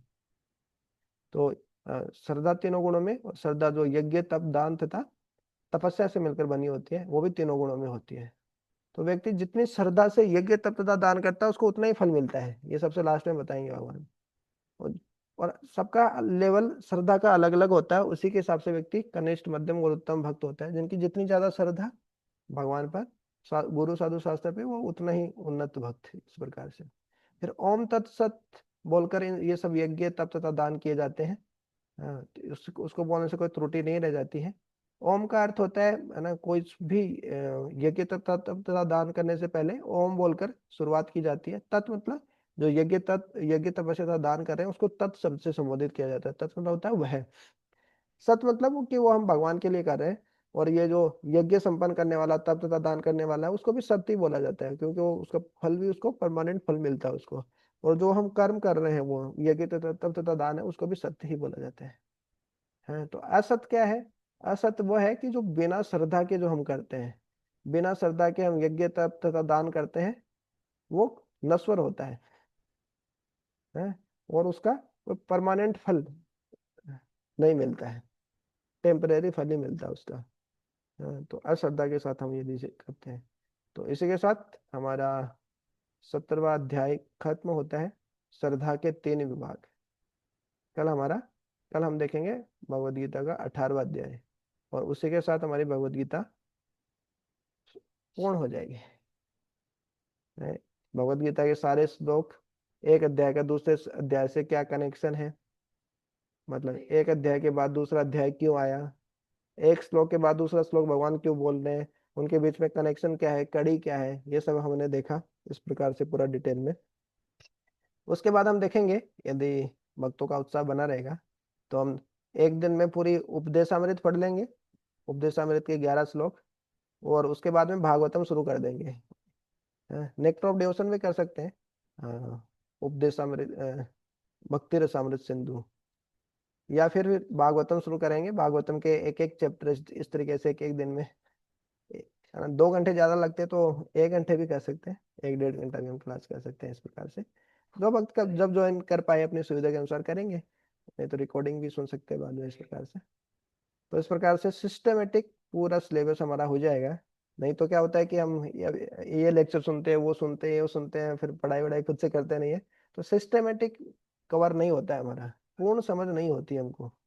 कभी क्या सुनते हैं, कभी कोई वक्त क्या बोलते हैं, कोई क्या बोलते हैं, एक वक्त से भी नहीं सुनते हम। यूट्यूब पे भी सैकड़ों वक्तों से सुनते हैं। तो इस प्रकार से सिस्टमेटिक सिलेबस हो नहीं पाता। जैसे हम कोई स्कूल कॉलेज में पढ़ाई करते हैं, उसमें 50 टीचर्स हमको पढ़ाने आ जाए, कोई क्या पढ़ाए कोई क्या पढ़ाए तो थोड़ी होता है ना। एक जो हमारा पाठ्य पुस्तक होती है उसको भी पढ़ना होता है पूरा, तब जाके पूरी समझ पैदा होती है इस प्रकार से। तो इसका यही उद्देश्य था। ये वास्तव में एक कोर्स होता है इस्कॉन में। सबसे पहले जैसे डिसाइपल कोर्स होता है दीक्षा लेने के लिए, फिर भक्ति शास्त्री कोर्स होता है, उसमें 5 किताबें पढ़ाई जाती हैं। भगवत गीता, मतलब 5 होते हैं उसमें सेक्शन। तो पहला भगवत गीता के 1 से 6 अध्याय, फिर 7 से 12, फिर 13 से 18 अध्याय, इस प्रकार से। उसके बाद में भक्ति रसामृत सिंधु, उपदेशामृत, ईशोपनिषद, इस प्रकार से रहते हैं, अलग अलग पुस्तकें रहते हैं। तो उसको भक्ति शास्त्री कोर्स बोला जाता है। वो सारी किताबें पढ़ने के बाद व्यक्ति भक्ति शास्त्री की डिग्री मिल जाती है उसको। उसके बाद होता है भक्ति वैभव, उसमें भागवतम पढ़ा जाता है। अभी मेरा भी भक्ति वैभव चल रहा है, अभी 3-4 कैंटो हो गए, 2-3 कैंटो, 2 कैंटो और बचे हैं उसमें। तो इस प्रकार से पूरा सिस्टमेटिक पढ़ाई हो जाती है इस प्रकार से, है ना, शास्त्रों की। इस प्रकार से हम करने का प्रयास करेंगे। भक्तों कुछ कमेंट, कुछ कुछ टिप्पणी करना चाहते हैं, कुछ संशोधन देना चाहते हैं, दे सकते हैं। श्रीधर प्रभु जी कुछ बोलना चाहते हैं? यस प्रभु जी। हरे कृष्णा, दंडवत प्रणाम। धन्यवाद प्रणाम प्रभु जी। अब प्रभु जी आपका परिचय लेना चाहते थे, आप कहाँ विराजते हैं? प्रभु जी मैं उज्जैन में रहता हूँ, अपना इस्कॉन मंदिर है उज्जैन में। आ, हाँ हाँ। आपका आना हुआ था शायद ना? हाँ, आते रहते हैं। अभी माता जी ने कार्यक्रम रखा था ना, हाँ हाँ हाँ, उसमें दर्शन। जन्माष्टमी वाला, उसमें पधारे थे सब। हाँ, आए हाँ थे हाँ सब हाँ, उसमें भक्तों के साथ भी हम भी। राधा अष्टमी पर। राधा हाँ। दर्शन हुए थे आपके, मेरे को याद है। अरे राम जी, हम राधा जैसे अष्टमी तुच्छ पर दास के। आप आइए प्रभु जी, आइए फिर से आइए। अपना संग संग दीजिए, अच्छा लगता है। और भी ज्यादा भक्तों को लेके हमारी आइए। हमारी एप्लीकेशन लगा दीजिए वहां पर दरबार में, तो हम बुला लेंगे हमें। हाँ, हम आपकी सेवा के लिए बहुत बिल- तत्पर हैं। हम किचन में प्रसादम की प्रसादम की व्यवस्था हम देखते हैं, हम ही देखते हैं। आपकी सेवा के लिए पूरे आनंद, जी जान से आपकी सेवा तो करेंगे। एक दिन हमें, हमारे जीवन में एक दिन की सेवा हमें दे दीजिए वहां की। नहीं, नहीं आपको मिलेगी ना? आपको सेवा नहीं देंगे। आपसे सेवा लेंगे नहीं, हम आपको सेवा, आपकी सेवा करेंगे प्रभु जी। नहीं नहीं नहीं नहीं। ठीक है। हम, हमारे मन में एक जिज्ञासा थी छोटी सी। हम्म जैसे हमारी माला कम होती है, हम्म। अब सेवा करें तो माला छूट जाए, या माला करें तो सेवा छूट जाए, तो दोनों में से श्रेष्ठ क्या है? दोनों ही श्रेष्ठ है। अब मा, मा, सेवा करते करते यदि माला कम हो रही है तो सेवा करते करते ही नाम जप कर सकते हैं, है ना, हरे कृष्णा वही हरे करते हैं, कृष्णा। अब क्या करें? अब भगवान जाने वो ग्रहण करेंगे कि नहीं करेंगे। करेंगे, क्यों नहीं करेंगे, बिल्कुल करेंगे। हम तो प्रयास ही कर सकते हैं रोजी, और क्या करेंगे। कलयुग तो केवल नाम आधारा, सुमिरन सुमिरन नर बहु उतरहि पारा। आपको तो सब पता है। तो नाम तो श्रेष्ठ है ही। मतलब जैसे लॉकडाउन जब लॉकडाउन लगा था, बहुत कुछ हो गया था, तो भगवान की सेवा वो उस स्तर पे नहीं हो पा रही थी जिस स्तर पे अभी होती है हमेशा। तो हमारे गुरु महाराज हम्म। बोले थे कि भाई देखो, कलयुग का युग धर्म है, नाम करना है। नाम तो आप हर जगह कहीं पे भी कैसे भी कर सकते हैं, नाम करने में कभी कोई दिक्कत नहीं आ सकती, युग धर्म है ये। लेकिन बाकी विग्रह की सेवा करना और बहुत कुछ ये करना बहुत मुश्किल है कलयुग में। तो सेवा जो सेवा तो बहुत कठिन है, पर क्या करें, अब लाल जी ने हमें दी है तो कर रहे हैं, जैसी है वैसी। हाँ, आप तो प्रभु जी बहुत महान है प्रभु जी, इतनी पर बड़ी सेवा यही कर रहे हैं महान क्या हम? हम्म, नहीं नहीं, महान नहीं प्रभु जी। हमें, हमारी जिंदगी पर हम, मतलब है ना, हमें बहुत धिक्कार है, क्योंकि हम बहुत ही तुच्छ, और मतलब है ना, ऐसे मतलब हमारा जीवन जो अगला जीवन था, वो पता नहीं हमें भगवान ने कहाँ ला करके फेंक दिया जहाँ। नहीं तो अगर हमारे अगले कर्म अच्छे होते तो कहीं धाम में वास होता, ब्रज में होता, चाहे उज्जैन में होता, जैसे आप उज्जैन में आपका वहां पर आपका जीवन चल रहा है। और दूसरी बात, फिर हम गृहस्थी में फंसा दिया, तो हमारे कहीं ना कहीं हमारा पिछला में बहुत सारी कमियां हैं, उस कारण से हमें भगवान दूर ही रखा, भगवान ने हमें। ये क्या ये करें अब। ये प्रोजेक्ट ऐसा बताया जाता है, जैसे एक कि कई बार क्या होता है कि ये चेतना, ये जो इस प्रकार का विचार है ना, ये हमको भगवत धाम ले जाते हैं। कई बार क्या होता है, हम भगवान के पास में बैठे हैं, विग्रह के पास में बैठे हैं, धाम में बैठे हैं, लेकिन हमारा मन तो कहीं और ही है, चेतना तो कहीं और ही है। लेकिन दूसरा व्यक्ति जो भले ही दूसरी जगह बैठा है, उसका उसका विचार है कि हमको तो ब्रजवास नहीं मिला, हमको तो भगवान की भक्ति नहीं मिली, हम तो गृहस्थी में फंसे पड़े हैं। तो ये इस प्रकार का हम्म। विचार बहुत उत्तम विचार है, मतलब शास्त्र बताते हैं इस प्रकार के विचार जो चेतना है वही, उसी से व्यक्ति का उद्धार हो जाता है। लेकिन ऐसा नहीं है कि मतलब मैं भगवान के पास में बैठा हूँ, बड़े बड़े बड़े साधुओं के पास में बैठा हूँ, लेकिन बैठ के फायदा क्या है, मैं उनसे सीख क्या रहा हूँ, उनसे ले क्या रहा हूँ, कि खाली उनकी कमियां देख रहा हूँ या दोष दर्शन ही कर रहा हूँ। उससे अच्छा है कि मतलब व्यक्ति दूर बैठा है, लेकिन कम से कम अपने आप को ये तुच्छ तुच्छ भाव जैसे आप बता रहे थे, उस भाव से व्यक्ति सोचता है, इस प्रकार से चिंतन करता है कि हाँ मैं तो ये सब नहीं कर पा रहा, मैं तो भगवान की सेवा भी अच्छे से नहीं कर पा रहा, नाम भी अच्छे से जप नहीं कर पा रहा। तो ये विचार ही इतना श्रेष्ठ विचार है कि मतलब भगवान उस वक्त को अपना बना लेते हैं। तो ये आपका नहीं विचार। प्रभु जी, अगर धाम में मेरा निवास होता ना, धाम में, तो हम्म। मैं भगवान को बहुत रिझाता और भक्तों की भी बहुत सेवा करता, बहुत कुछ करता मैं। पर क्या हाँ। करूं, बस मैं तो बस, मेरा तो मन बस सब वहीं पर लगा रहता है हमेशा। तो ये भागवतम में आता है, तीर्थी कुरवंते तीर्थानी, जहाँ भगवान के शुद्ध भक्त रहते हैं वही धाम हो जाते हैं। वो बात सही है कि मतलब धाम में बहुत सारे शुद्ध भक्त रहते हैं वो शुद्ध भक्त भी मिल जाते हैं, लेकिन घर भी धाम अब बन वो तो जाता है मन को समझा ले, कैसे ही समझाए हम उसको। ना। अब क्या करें। अब तो तो उलझम पुलझम गाड़ी हो गई है। वही हरे हरे नाम ही अब वो तो धारेंगे तो। जाई विधि राखे, हाँ हो जय। जाई विधि राखे राम, वाई विधि रही है, अब क्या करें। हाँ जय विधि राखी महलों राम, में जय राखे विधि। चाहे झोपड़ी में वास दे। हाँ यही सबसे अच्छा है, भगवान जैसे क्या रखना करें। चाहते हैं, धाम में रखना चाहेंगे तो धाम में बस रहेंगे, यहाँ पे रखना चाहेंगे यहाँ पे अब चित्त में है, शुरुआत हुई है, तो हो सकता है अगले जीवन में हमें वहां मिल जाए धाम। रहेंगे। भाई अभिलाषा अगर अधूरी रह गई तो हो सकता है भगवान पूरी कर दे अगले जीवन में। बिल्कुल बिल्कुल, इच्छा रहेंगी तो करेंगे। अब हमारे तो क्या प्रभु जी, इच्छा ही नहीं होती कि भगवान के पास जाना है। तो क्या है ना कि फिर मतलब भक्तों के साथ भी रहते हुए भी मतलब कोई वो फायदा ही नहीं लग रहा है कि मतलब कुछ की फायदा हो रहा है। तो आपका अच्छा है, कम से कम धाम की आपको इच्छा है, भक्तों के संग की इच्छा है। तो ये सही में है, ये मतलब उन्नत उन्नत चेतना का स्तर है। ठीक है प्रभु जी, आप आशीर्वाद दीजिए तो हम भी कुछ कर पाए, अच्छे से भक्ति कर पाए। हमारे जय ऊपर कृपा करिए तो कम से कम हम कहीं धाम में जाकर के हो जाए, हमारा छोटा थोड़ा सा जो जीवन बचा है इसमें। अ, तमन्ना काफी है मतलब, आपके लिए ब्रजवास की। आपके लिए प्रार्थना करूंगा मैं, नरसिंह भगवान के सामने जय जाके। हो।